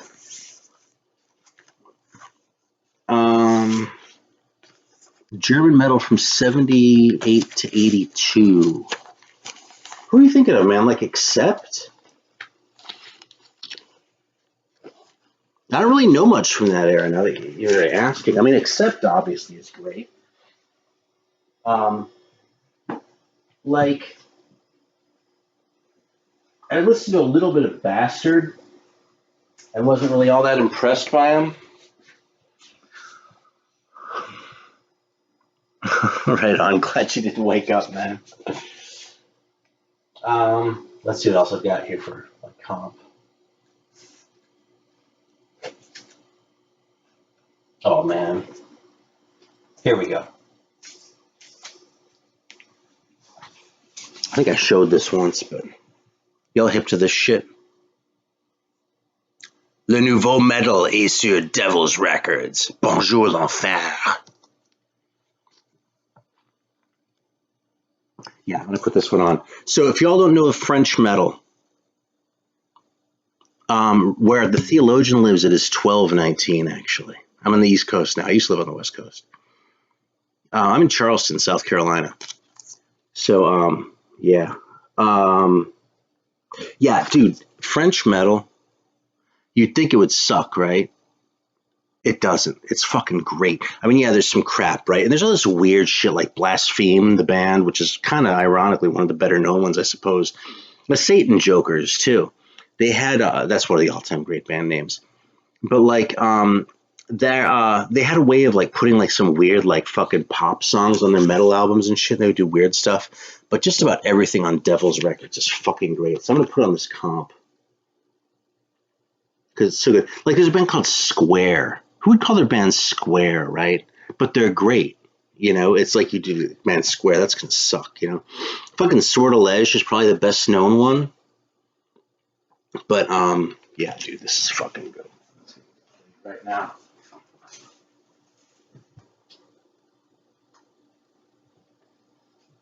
I'd like to know if John has any French stuff. When I got into that shit, man, I got into it really hardcore. I was obsessed for a while. And I still grab it when I see it, you know?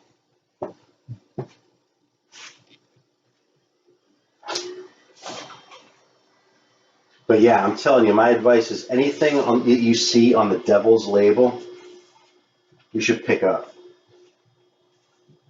Here, check this out. Bam. Fucking Devil's Records. So good. Yeah, there's some really good French black metal, but that's a totally different thing. Like the fucking, like the Black Legion stuff. I still have some of that. I mean, that's great, you know. But that's kind of a different ball of wax. I have never really listened to Mass. I'm aware of them. I was actually aware of them when I was in Germany, man. But,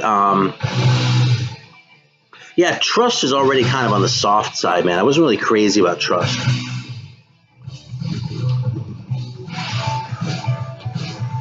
And I don't think I know Rampage at all. I at least know what the covers for Mass look like. No, should I check that stuff out, man? Tell me. Educate me, seriously. Listen to that, man. Someone was asking a couple minutes ago if these bands sang in English. No. And I think that's part of why they didn't really tend to get out beyond France. Because like the German bands, they would sing in English. The Dutch bands would sing in English, you know? The French bands, they were like, it's weird. It's like, it was almost like a national pride thing. It's really hard to find a French band that sang in English. I can only think of one right off, in fact, which is Axton Pride.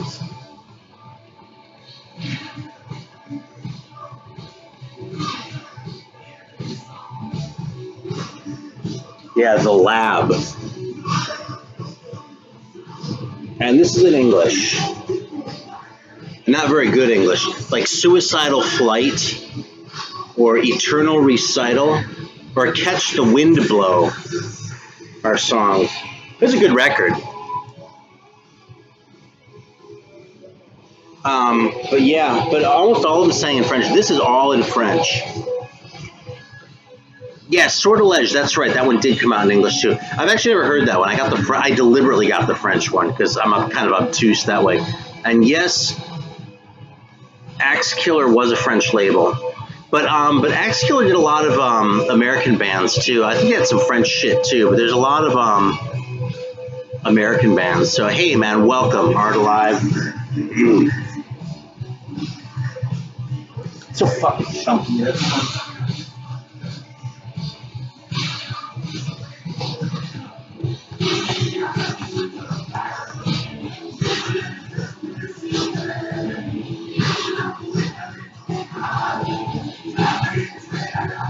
Yeah, so Vulcan. I could believe that about Axe Killer. They did that Dark Angel record too. Not yet. No, fucking. The one with Welcome to the Slaughterhouse on it. I just can't believe it, man. It's fucking. I should know this.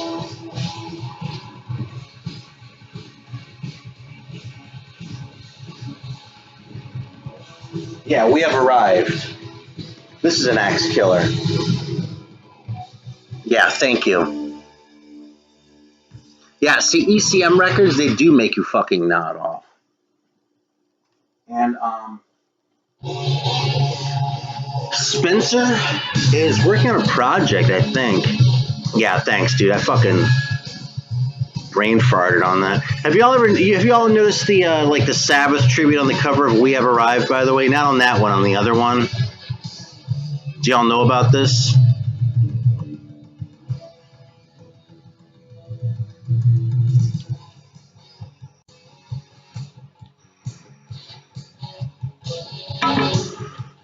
Yeah, I'll bet John knows. Hang on one sec.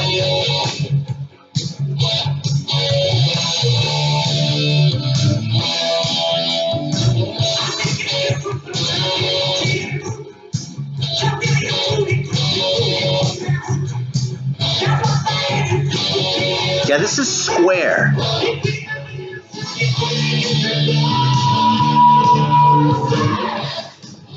All right. So here you go, the Ironworks cover. Oh yeah, right on. Yeah, there you go. And you see that one right there?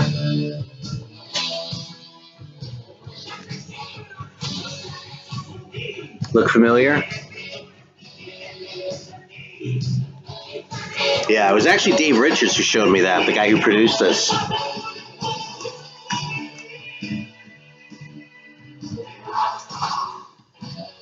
Yeah, and a lot of people had bad dealings with him apparently, but you know, that's how I think. Hex and Hammer, right on. I can't say I know if it's a great name.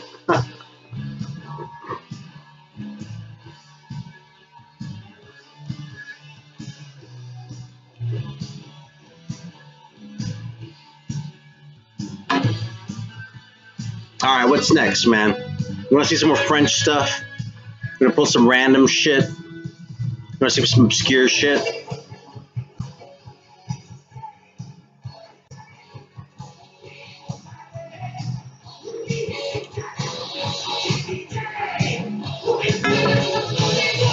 I feel like a chode fucking hitting that thing, but yes.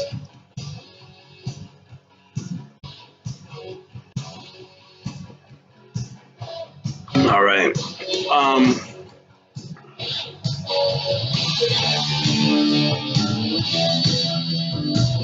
Let's see.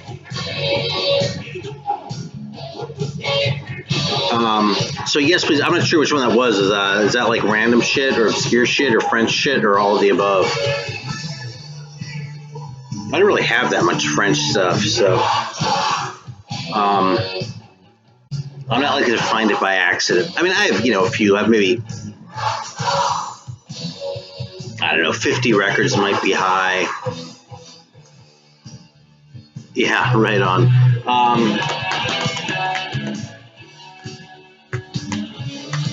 All right, let's see what I can find here.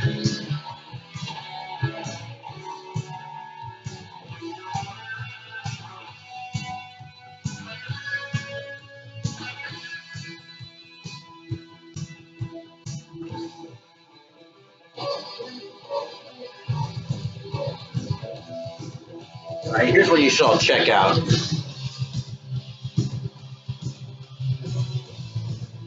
Massacre. I don't have any artillery. I used to have a copy of Fear of Tomorrow, and I let it go like a dumbass. What can I say, man? And I don't think I have any scavenger either, but let me double check.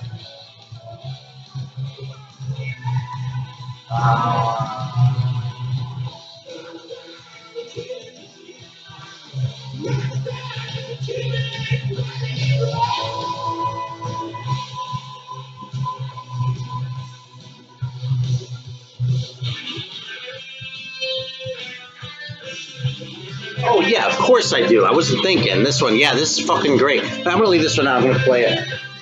Not right now. I'll play it later.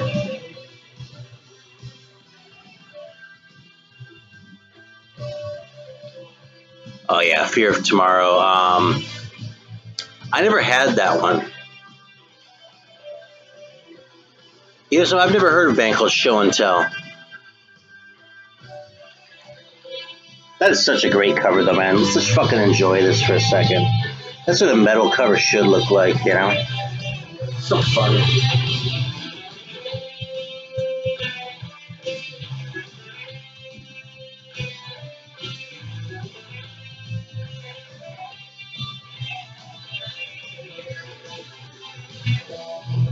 Hey, what band I've been listening to kind of a lot is fucking Tankard. I finally turned on to them, man. Marty Worm kind of got me going on them because he kept going, man, you got to check out Tankard. I was like, man, they're fucking dumb, He was like, no. So I got Zombie Attack and it was good, but I finally broke down and got a copy of Chemical Invasion, and that record's great, man. And it's fucking ridiculous. I mean, I really kind of hate the whole drinking song thing, but fucking Destruction's one of my favorite bands, dude. Yeah, big Destruction fan right here.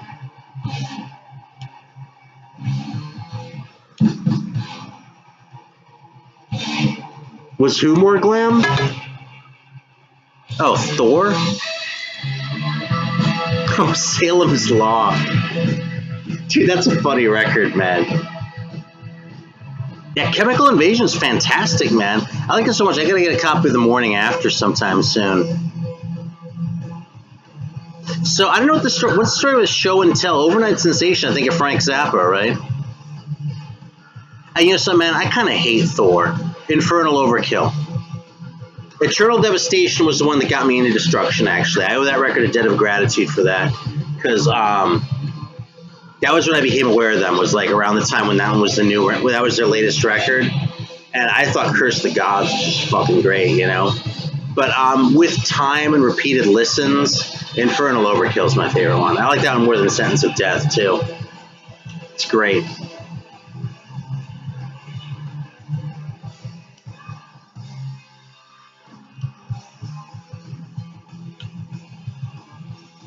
Oh, wait a minute. Black Death? Dude, Black Death, that's... Did you see my video about the best records of 1984? No shit on Killer and Crossfire. Crossfire never quite did it so much for me. I like Killer. I probably like Dark Wizard more, though. I have not seen that Thor documentary, but I intend to. But, dude, I think Thor sucks. I really do, man. I've heard a couple different things here. I think I have, like, 2 records, man. But they're bad. In fact, one's, like, Keep the Dogs Away from the late 70s. The other one's, like, late 80s or something. But, like, they're just bad in different ways, you know? He is awesome, though. He's fucking hilarious, but the records suck. What else are we talking about? Oh yeah, Black Death. Oh yeah, so my fucking best metal videos or best metal records of 1984. I put Black Death at number 1. All right, because I talked about it with Scott Waters a couple times, and you know I mentioned that when I was like, you know something, man. So yeah, you're right about sucking not really having anything to do with anything. I really don't like Thor, man. That's the problem, man. I mean, I'll show my Thor records if I have them out. I might have gotten rid of them. That's the thing, man. I mean, I like crap. Hey, you want to know a record that kind of sucks? I should put this on, in fact.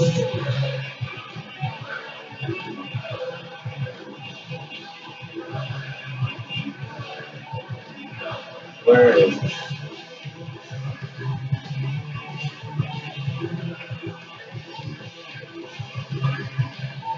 Here it is.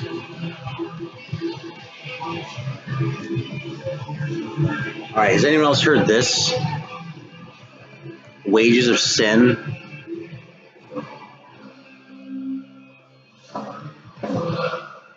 I really like Savage. I don't know Phantom. James Farrow, man, good to see you, dude. Thanks for coming. Nasty Savage. So I think I'm gonna play Wages of Sin first, because y'all know Nasty Savage, right? Look at that. It's just the fucking guy and his dog on the back. Can you see that? Really? Heavy Metal Relics did? Yeah, I'm not subscribed to that. It's a little too big for me. Black Death definitely got reissued, though. Look at that. It's like a ultimate band picture there. Yeah, Black Death, though. I love that record. Yeah. That's funny, dude. Fucking chick flick and like you know something? I got really lucky, man. My wife, she likes really good movies. MC Solar. That's funny. You can talk about rap in a metal discussion, Ben. It's all good, man. Pentagram. You know something about Pentagram is that documentary with that. You know something, that Savage LP is really good. That's one of the exceptions on the new wave of British heavy metal LPs, because I really don't think there are very many good ones. But that Savage one, I'll tip my hat to. I do not have Warriors, assuming you're talking about the Yugoslav band. I do have some Wasp, but I don't really give a shit about them. Oh yeah, so as far as, okay, so Pentagram, in that documentary, there's this whole thing, I don't have any Gothic Slam, there's this whole big thing about, how, like, there's this show that, like, it's, like, going to be a big, like, comeback thing, but, like, Bobby's been also fucking cracked out. They're not sure if he's going to be able to make the show in that. I was actually at that show. It was in San Francisco, and they were actually great, although Bobby Liebing is the scariest person I've ever seen on stage, bar none. No shit. I've seen Mayhem. I've seen King Diamond. Fucking Bobby kills them all, man. He doesn't have to wear any fucking paint or anything on his face. Just like being himself, he's fucking scary as hell. Like, instead of the fried egg, they should have put Bobby Liebling in those sated nose at drugs ads, you know. And I do like Wasp. I mean, it's just, everyone knows Wasp. I mean, I have the first two, and I have the Fuck Like a Beast 12-inch, Oh yeah, I got lucky with my wife though. She's like, I'm like, oh, we want to go see a Tarantino movie. She's like, yeah, totally. She's like, oh yeah, fucking romantic comedy. She's like, I hate that shit. Fuck that. So, all right. Has anyone else heard of Wages of Sin? This is like my challenge for the day. You know something about Uncle Slam? I was talking before about like bands where like the name will just turn me off. Uncle Slam is that kind of a name. It's like clever, only really, really fucking stupid, I mean, Uncle Slam, come on. And like when a name, I mean, there are a lot of bad band names, but man, when fucking... Yeah, Uncle Slam is not really the sort of band that I'm likely to give a chance to. Uncle Slam is a good thing to name your band if you want me to never listen to you ever. So, I mean, I hate to like come down on a band that you apparently dig. I kind of feel like a little bit of a dick, but the fact is, I'm probably never going to have any Uncle Slam.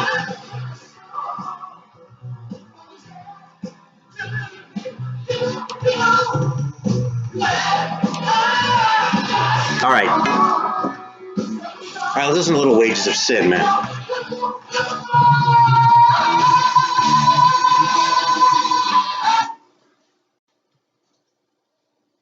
See, this is like inept in the way that I kind of love. I actually haven't played this record in a long time, but I love this record. I'll tell you right now, it's really kind of a turd. But like it's a turd in the way you want it to be a turd.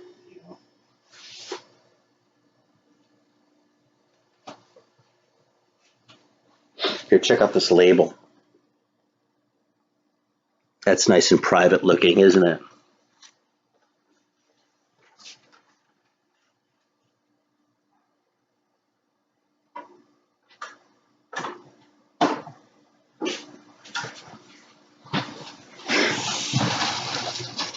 Oh, come on, fall in the groove. There you go. Wrathchild America is a terrible name, but you know something, man? I've come around on them in a big way. I'm still a little lukewarm on Climbing the Walls, but there's Wages of Sin.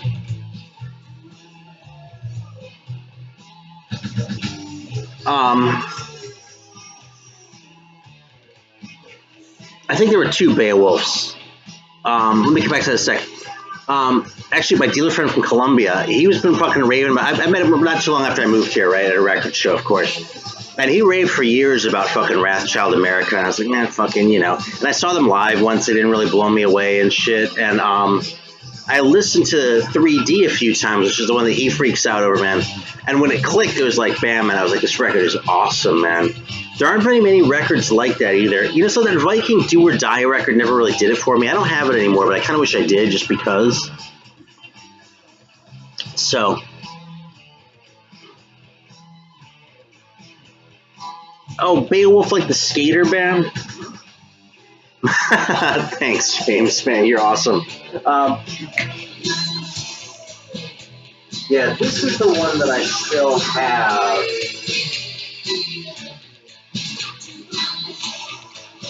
Well, here's an obscure one. Has anyone heard Bishop Steel? Killing Asylum? That's a cool one.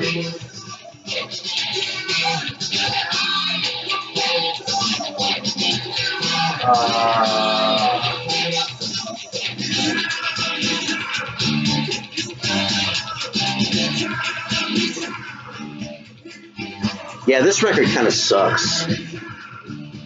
Then there's that, like, skater band one or something like that I don't know, I never really cared about. Yeah, hey, it's Columbia with a U.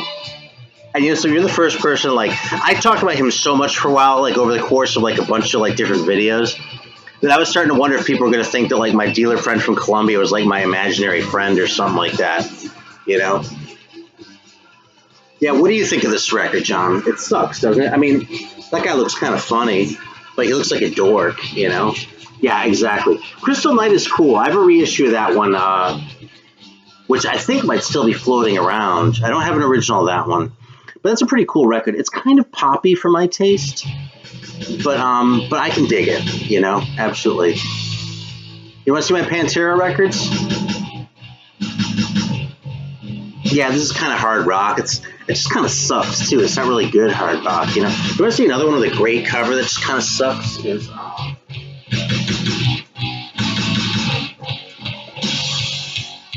this record, this Blackbeard record? Doesn't that look great? Terrible. It's like pomp shit. It's 79, but I just got this on the strength of the cover, you know? I thought it was going to be cool. It's not. What were you talking about a second ago?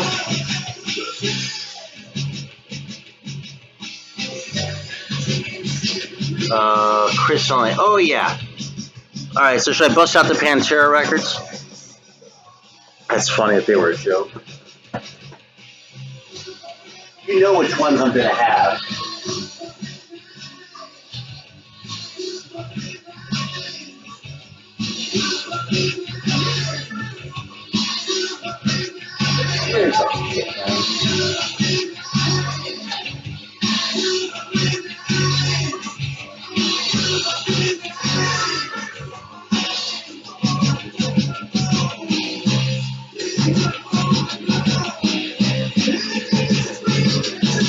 There you go.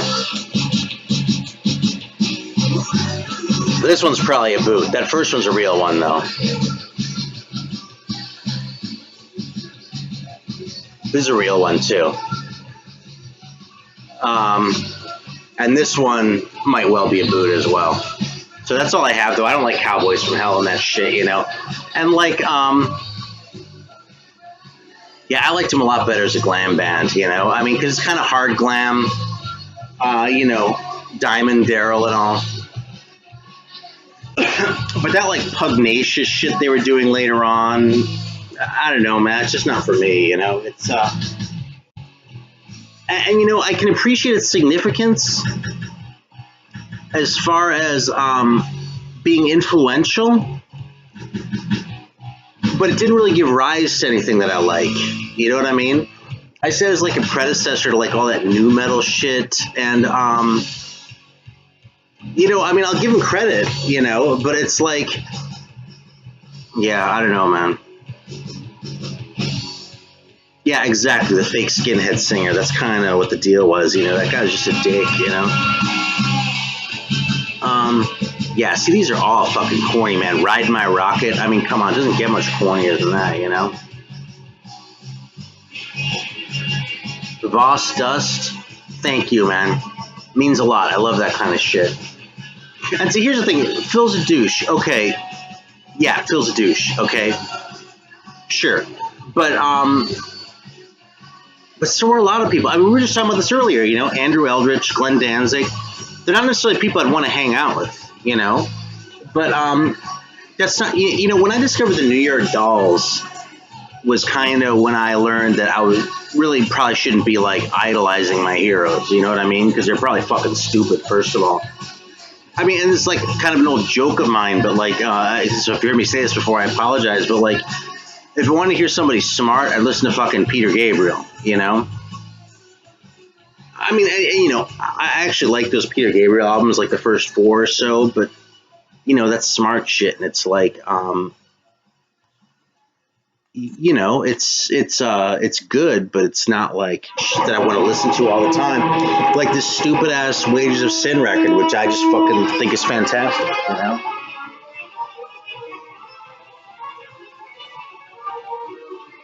And Jared, you're right. They did carry metal then, pretty much. But I'm just not sure that it was the right thing to do. You know what I mean? Yeah, I mean, I really kind of mixed feelings about Pantera. I don't like them, But that's kind of beside the point, you know. I'm just not sure how.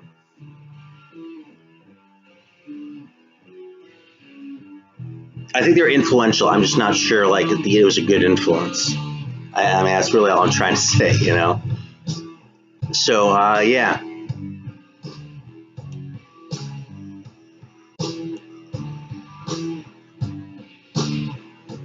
Yeah, Motorhead, Riot, Saxon, Priest, they're all fucking old, man. Fucking.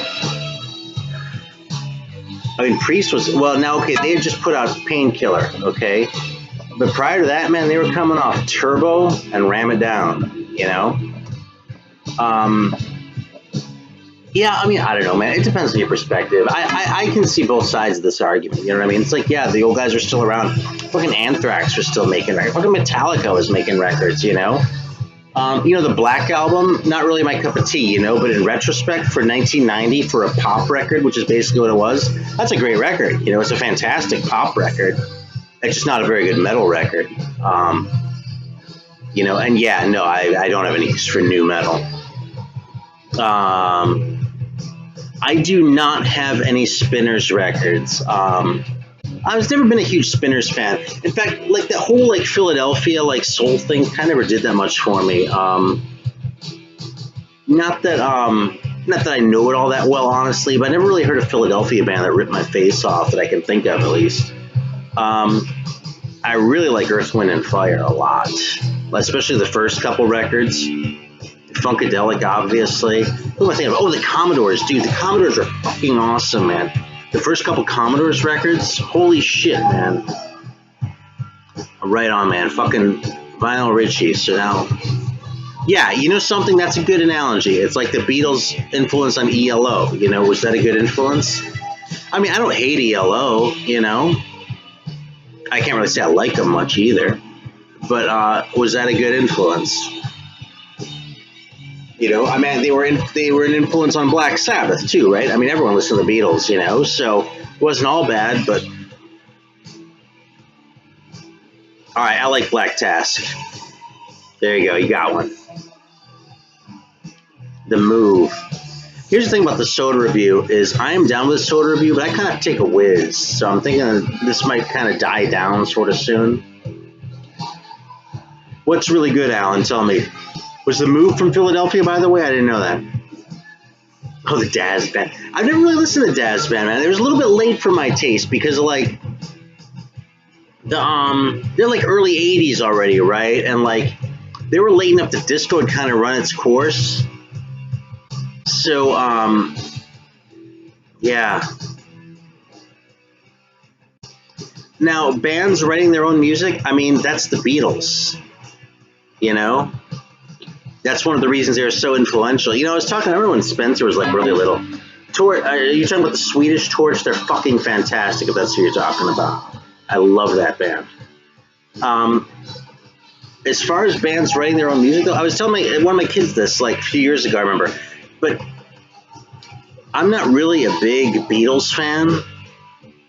But their influence is hard to overstate, man. Like, as big as they are, it's hard to overstate because after the Beatles, everyone wrote their own songs. People made albums instead of just singles. You know, I mean, shit like that. It's like really basic shit that we've taken for granted since I was an infant. You know? So,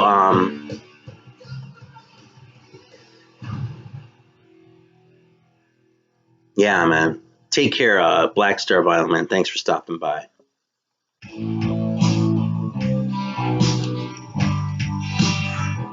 Welcome, Jason Hook. Get into it with. Shit, man. All these people are fucking joining. I'm just gonna. I kind of need to bath. All right, fucking just give me a minute, okay? If you're still here when I get back, I'll keep going.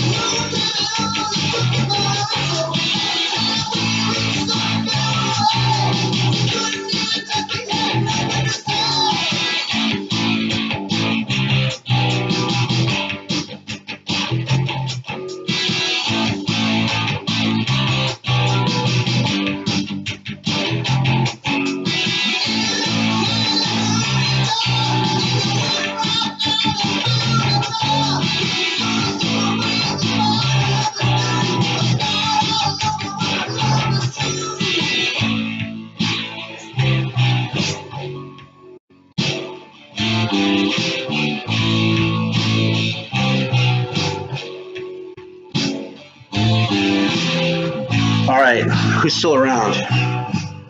Yeah, silence is gold. All right. Andy Cap cheddar fries, awesome. That's funny. I do pee pretty slow sometimes. Temptations are great, man. I just realized I've been sitting here talking, I had something fucking in my teeth too, so shit. All right. All right, so I brought a soda back with me. Metal Church and Halloween are both great. Halloween I came to very late. I'm still very lukewarm on the Michael Kiss Kiss stuff. Dust Heart Attack is a good record. Metal Church, I only have the first record, but I like it. They were both bands I came to kind of late, all things considered. I mean, I've known them both forever. But in the 80s, I thought Halloween sucked. And I've kind of come around on them over the last, like, well, shit, man, almost 20 years now. All right, so anyway.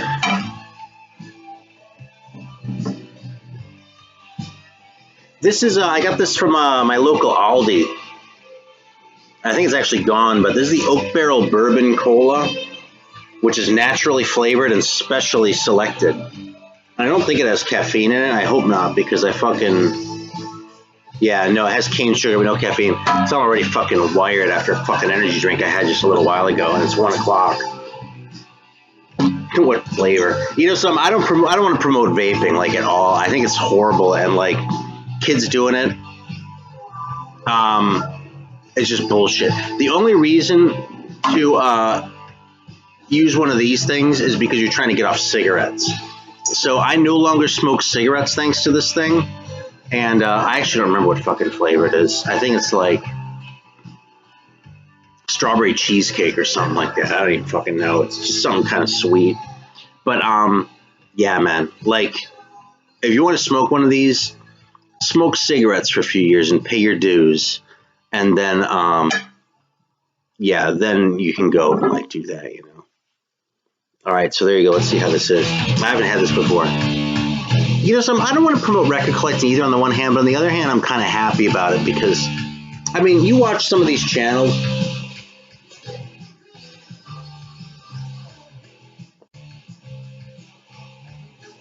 Oh man, this is good. This tastes more like a ginger ale than a cola, though. It's really weird.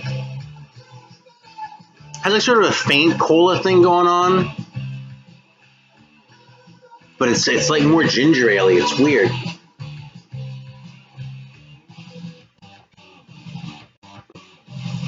You know, so it's not that great. It's too bad. It's wet, which is kind of my main criterion right now. But yeah, it's not that great. The Irish cream soda is pretty good from Aldi, but the shit isn't. If they have it near you. So yeah, you know, beer and wine, that's fine. I mean, I don't drink anymore, but I've got no beef with that shit. But smoking cigarettes, I mean, I really like what smoking's done to my voice, you know.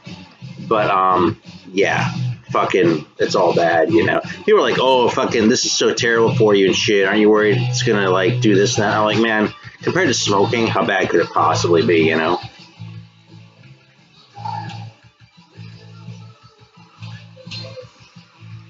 Um, so, oh yeah, as far as record collecting goes, though, man, you know, on the one hand, it sucks that it's harder to find things than it used to be. But on the other hand, man, the value of my record collection has gone up so much, you know? I mean, like, you know, you watch some of these channels, like these newbie channels, like fucking Finalize or something like that. I mean, that guy's a fucking tool, right? He doesn't know anything. But, you know, I hate to talk shit about channels. Someone else's channel, I figure 2 hours into the fucking thing. You know, you're probably on the same wavelength if you're watching. But, you know, that guy with his 80,000 subscribers or whatever, and what fucking novices they are, they're doing great things for the value of my collection, you know? I mean, if those dorks want to pay fucking $70 for a Sodom record that I paid 10 for 20 years ago, great, you know? I'm glad.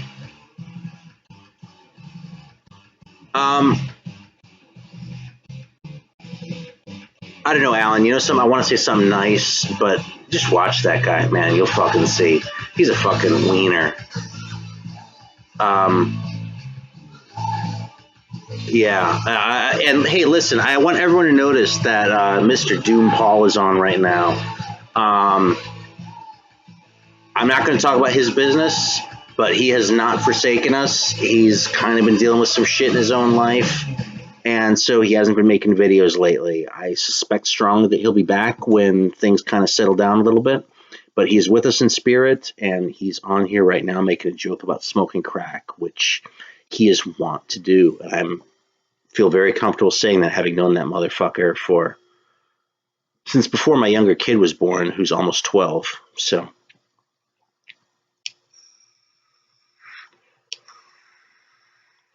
yeah, you know something? Never mind. It's exactly right. Um, Yeah, there's some. Yeah, see, look, Paul, I told you people miss you, man. So yeah, don't fucking completely disappear, but it's good to see you for a minute. Um, all right, what's next? What do you think of Wages of Sin? I vape your mom. um,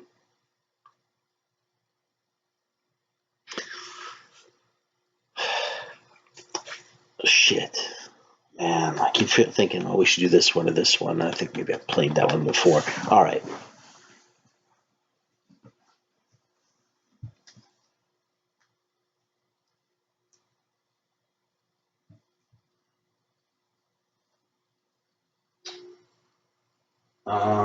Give me a sec. Give me a sec.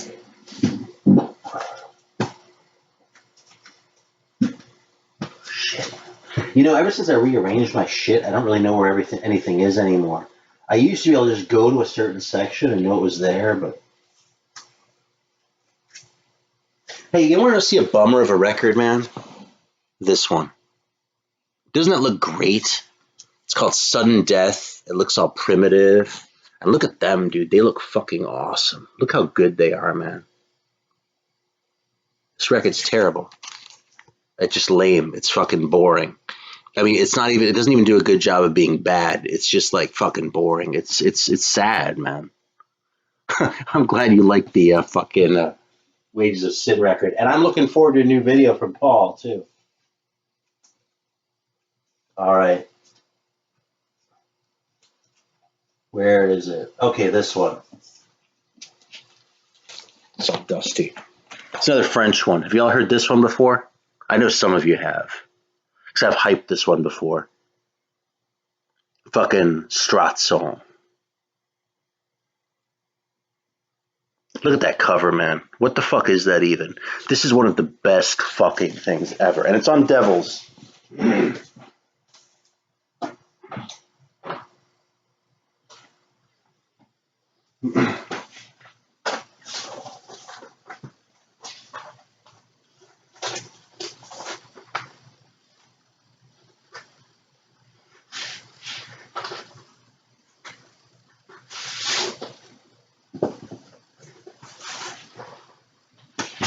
Now it really is silence being golden, right?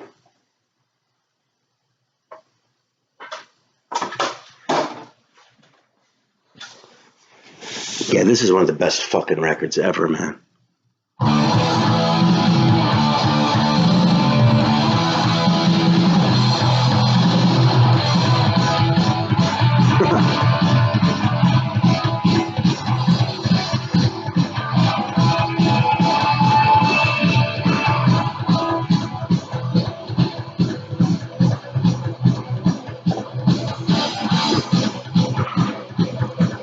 No shit, James Farrow. Live tapes from these guys? Wow.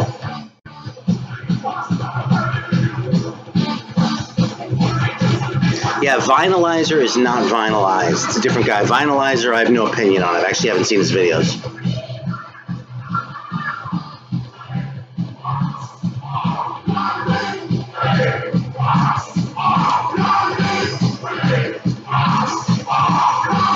Dude, be careful what you wish for, man, with the fucking Simon and Garfunkel covers. It would suck. It wouldn't be good.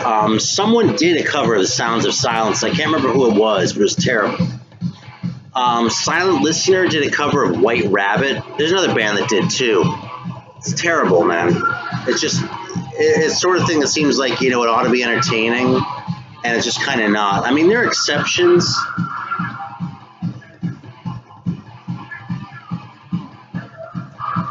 Yeah, I can't think of one right off, though, man.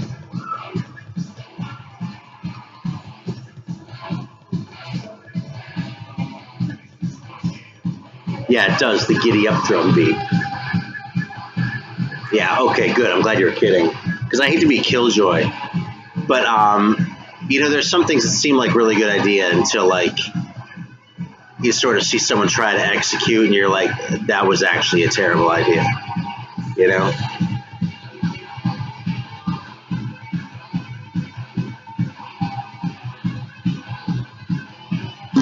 You're right, Sanctuary did White Rabbit.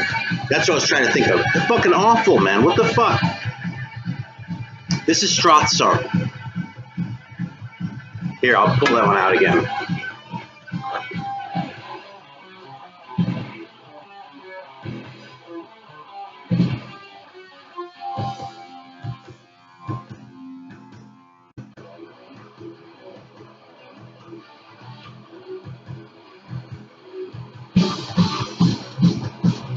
I want to hear those Simon and Garfunkel stories, man.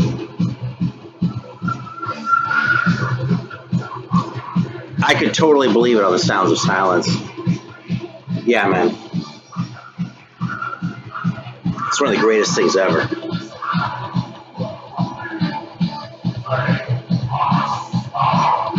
Oh my God. Are you serious, James? Soggy is awesome. Satan Joker's very good. Warning is awesome. Wow, man. Yeah, I'll totally send you my address. Can I send you a private message through? Can I send you one through Facebook or something like that, man? I feel bad like making deals in a video, you know, but shit.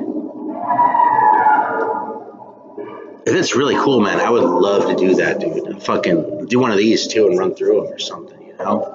I can't believe how good French metal is, though, man. Oh, there you go.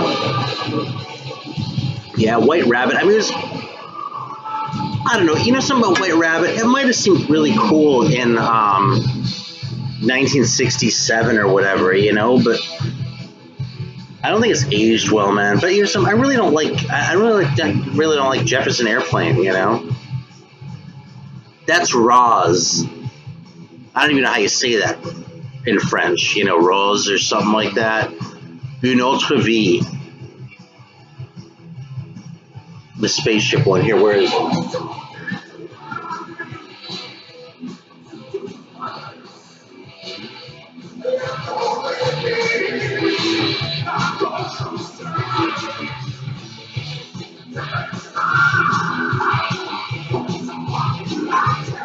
Bam. Also on Devil's Records. You're right. Dresden did Sounds of Silence. I knew I'd seen that somewhere. That Dresden record sucks anyway, though, man, I think. I mean, it's not terrible, but it's not good, you know?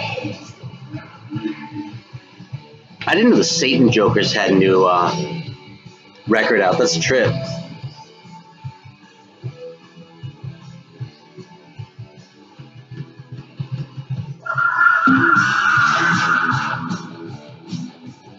Well, that's a fantastic record, man. There's something like, out of the Devil's Records catalog, I'm just hyping them like all night long. We'll see if the prices spike because of this. Out of maybe, I mean, it's not like they did a shitload of records. Out of maybe 15 records, I would say there are at least 5 that are absolutely essential, man. Stratzone, Roz, the Voodoo Child record is great. Lizzie Borden did Long Live Rock and Roll, didn't they? Dude, Ashbum is great. I forgot about them, dude. Fucking, that's a good band, man. Here, let me show that. That Australian dude showed that record recently. It's like in the last couple of days. But this is some of my favorite band photos ever, too.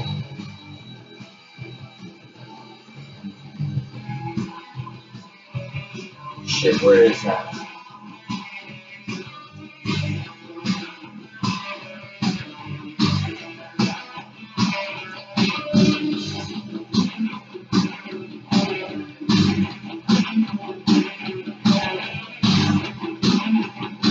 Okay, here we go. I'm pulling this one out, by the way, for later. Someone's talking about that. I want to say it was Ron.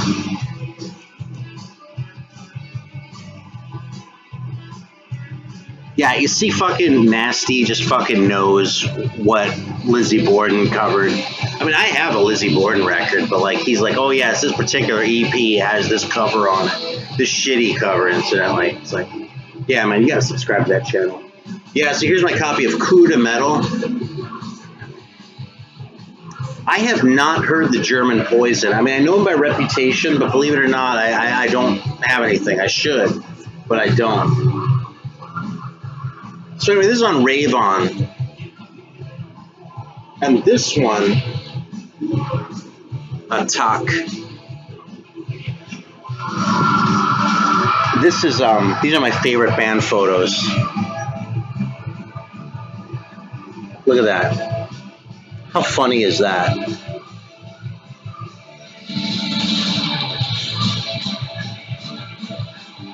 Yeah, Give 'Em the Axe. That's the only one I have, I think. That's the EP, right? Yeah.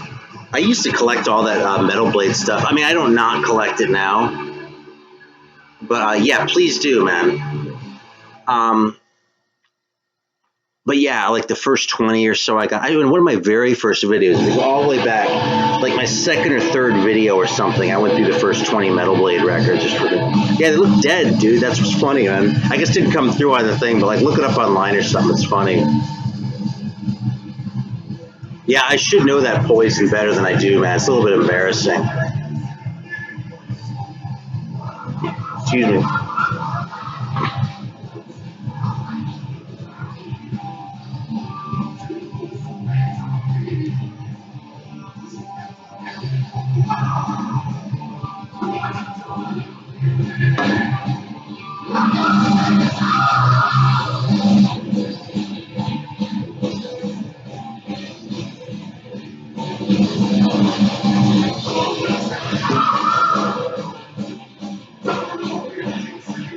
So yeah, I'm back on the metal in a big way right now. I listen to nothing but jazz for like the better part of a year. I do that. And I'm going to listen to nothing but metal for 6 months at least.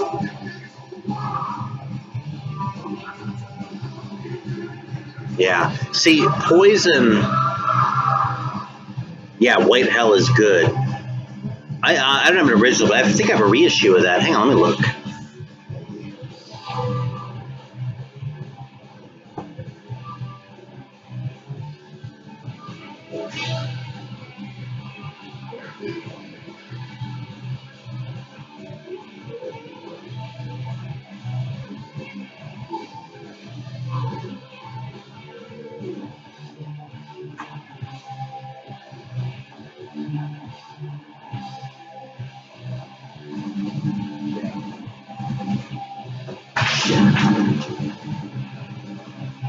Alright, I don't want to just like hide, you know? Yeah, dude, he's really cool actually, that Salos guy. He's way more of a black metal weenie than I am, right? But I like him. Looking for that White Hell record. I feel like I have a reissue of it.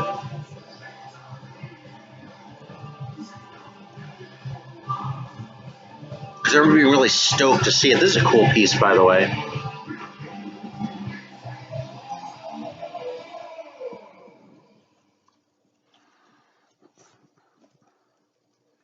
What else is in here? Here's a Sabbath record. Someone's asking about that. I got that at the show. Oh, this is cool too. Y'all seen that before?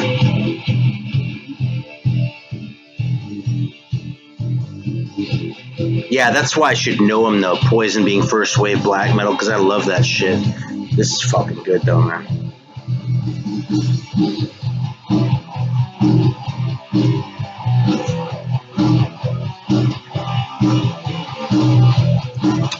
Yeah, shit, man. I don't know what the hell I did with it. I swear I have that somewhere. Oh, here we go. Since we were talking about Soggy, there's a fucking band called Soggy, and they're great. Because the French can pull that off. They can call themselves the dumbest fucking thing you can think of, and it's great. Yeah, I thought White Hell was Japanese, too. I don't remember who reissued it, though. I think it was like,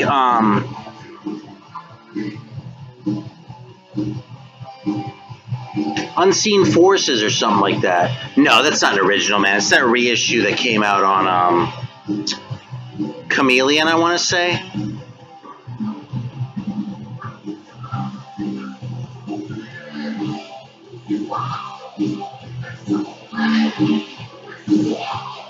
Yeah, I'm not finding that fucking record.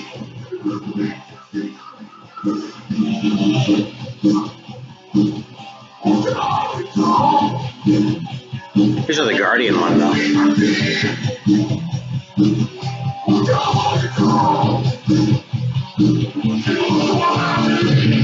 I knew that someone would know the Legend and the Sweet Savage right on. Yeah, here's another one.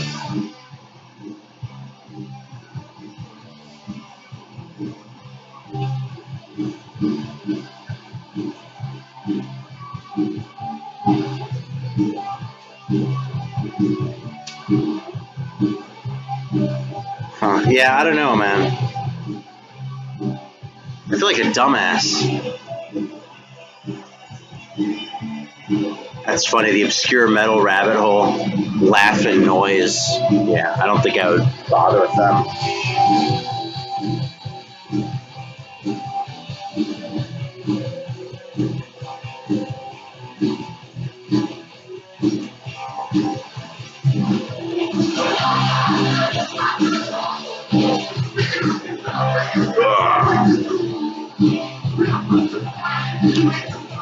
Kamikaze. I don't know if there's a band called that. It seems like there should be.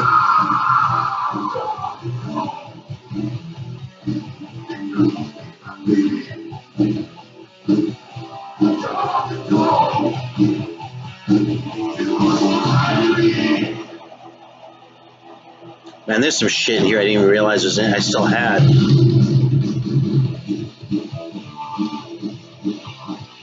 Yeah, this is cool. Some of you are probably seeing this.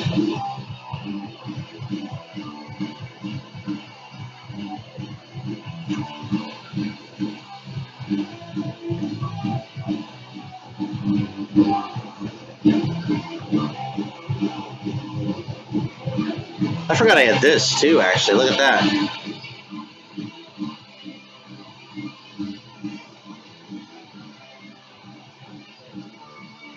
What a fucking Budgie 45.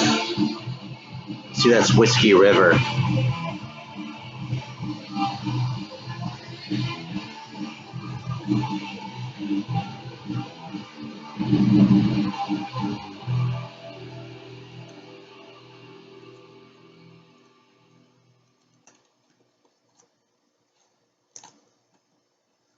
Man.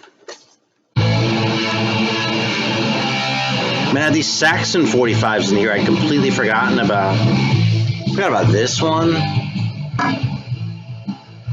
It's a reissue, but still, man, it's a great record. There's one for John.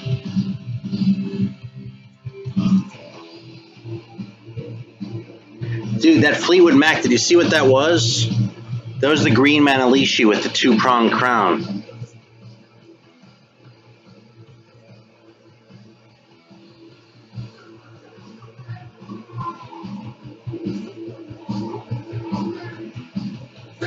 Here's an Israeli pressing of this.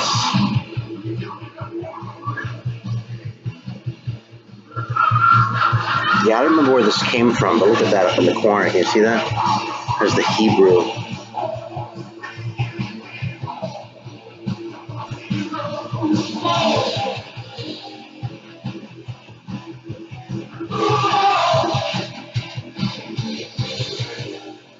This is sort of a new wave of British heavy metal comp, actually. It's not very good, but yeah, there you go. Of course, Nasty knows. Here's one for Vinyl Richie, if he's still on.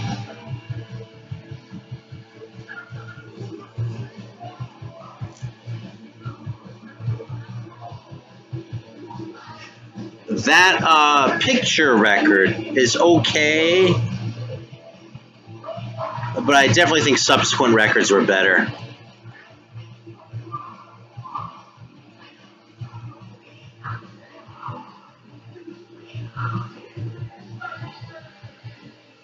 Oh, wow, I forgot I had this. It's Rocket from the Tombs boot.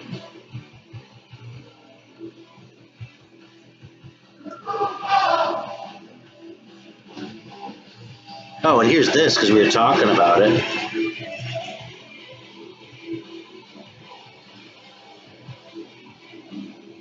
You know where that cover's from, right? Where they ripped that off from?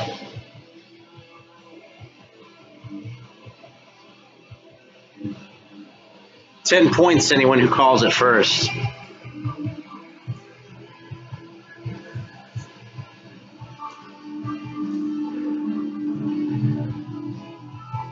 That's right.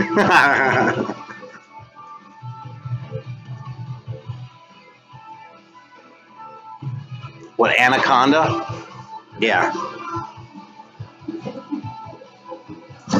Fuck, man, I can't find that fucking record. I only have one more. Yeah, the Dutch picture,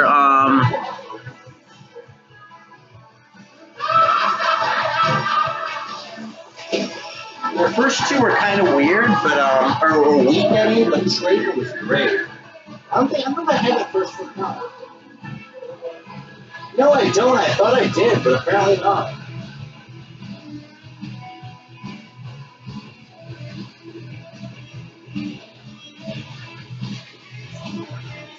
This one is really good, though. And so is this one.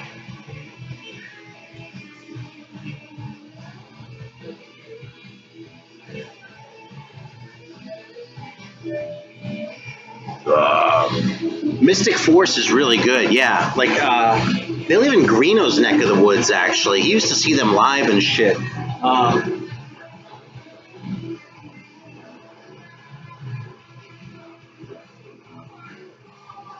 Yeah, there we go.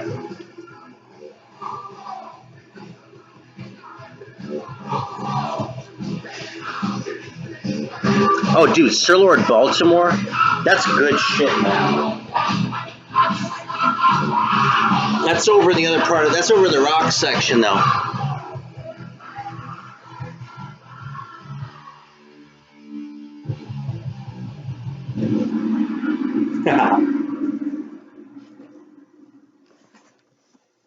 Yeah. There's an Electric Eels 45, if anyone's into such things. Oh, there we go. Bam. And this is, yeah, this is not an original.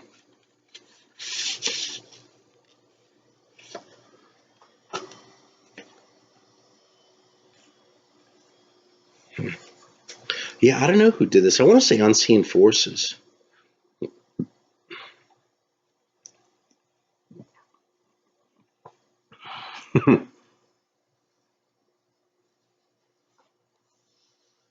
Yeah. All right, there we go, man. Oh, shit. I should leave this out.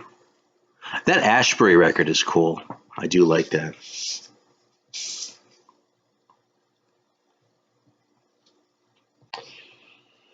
I don't have an original of that one, though. I have the Rockadrome reissue. Because I like that record, but I don't like it $150. Whereas speaking of Simon and Garfunkel, I think that singer sounds a lot like Art Garfunkel. The Ashbury guy. Yeah, I don't know, man. I have some other cool 45s here. Does anyone give a shit about the Diagram Brothers?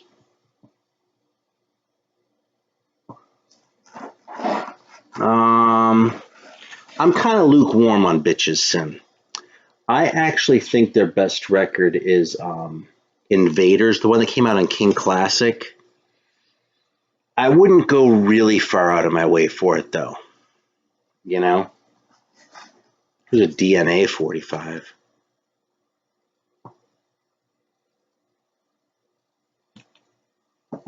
Has anyone else heard Iko Amori's that solo thing that she put out like in the 90s? It's like it was CD only, unfortunately, but it's like just drum machine. Like the whole thing is just like drum machine shit.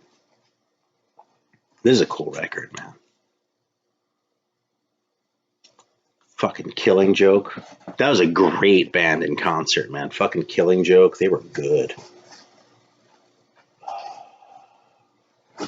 Oh, here's one, man. There's also a 45 by Lucifer, the big gun Lucifer. Mr. Jack, man. Bought this in the wild.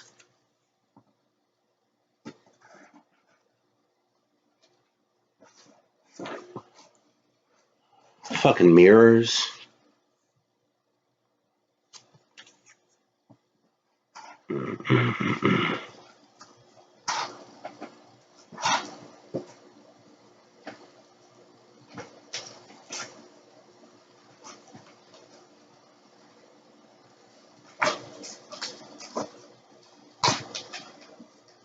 Yeah.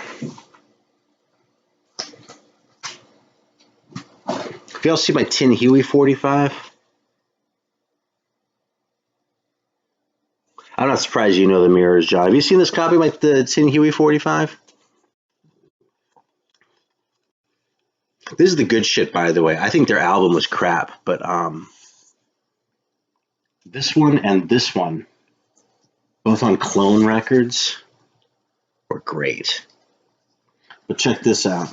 I bought this in Cleveland, okay? And look whose copy it was. See that?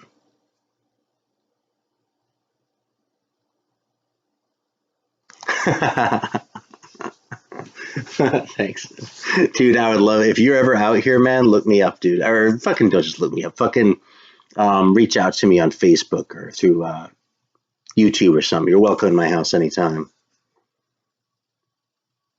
So yeah, there you go. Fucking Crocus Behemoths. Old copy of the Tin Huey 45.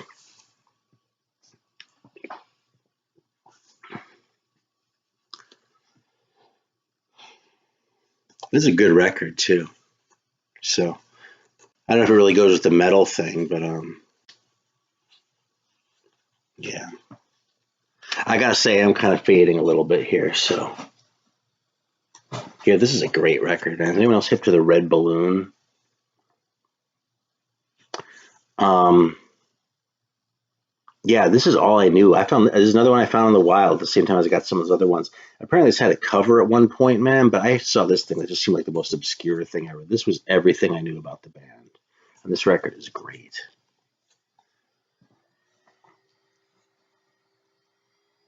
Some Slough-Feg. What time is it, man? God, it's 1:30, man. Check that out, man.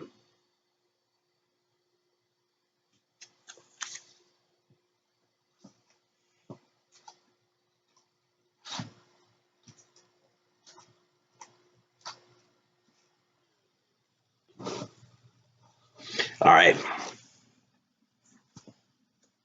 Are there any black metal weenies still on?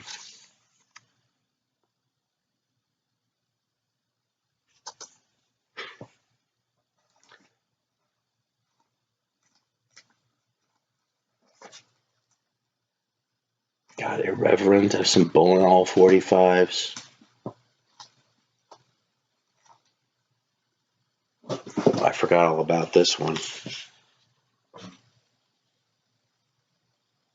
Yeah.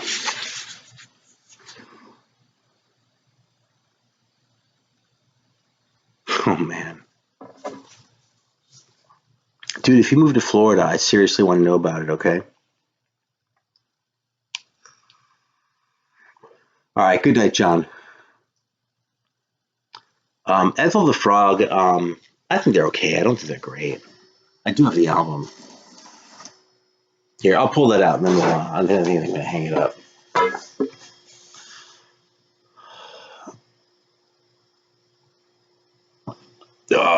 Yeah.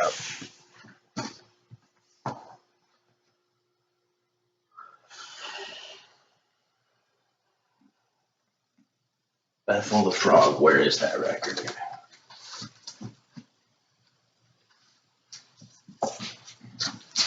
There it is. It's a great cover, man.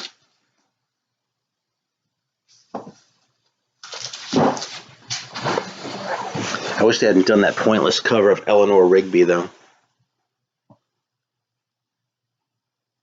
Awesome. All right, well, it's been really good hanging out with everyone, but I really am starting to fade, man. I need to sort of wind down. I have a shitload of records to put away, too. Blade Runner's a good band. Yeah, oh, fuck it. I'll show that one real quick, too.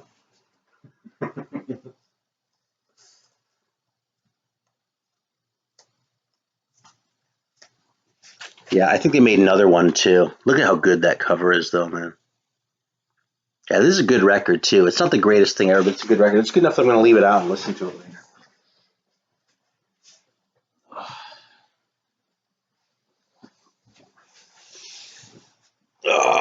All right, I'm going to turn into a pumpkin. So it's seriously been a lot of fun. So thanks, everyone, for hanging out. And, yeah. I'll be around again soon. I don't want to do this too often because I don't want it to get old, but I'll be back and I'll make some more. Yeah, so I can keep me going, right? Yeah, something, man. Awesome. All right, thanks a lot, man. I'm gonna hang it up. Till next time. Appreciate it a lot. It's really been fun.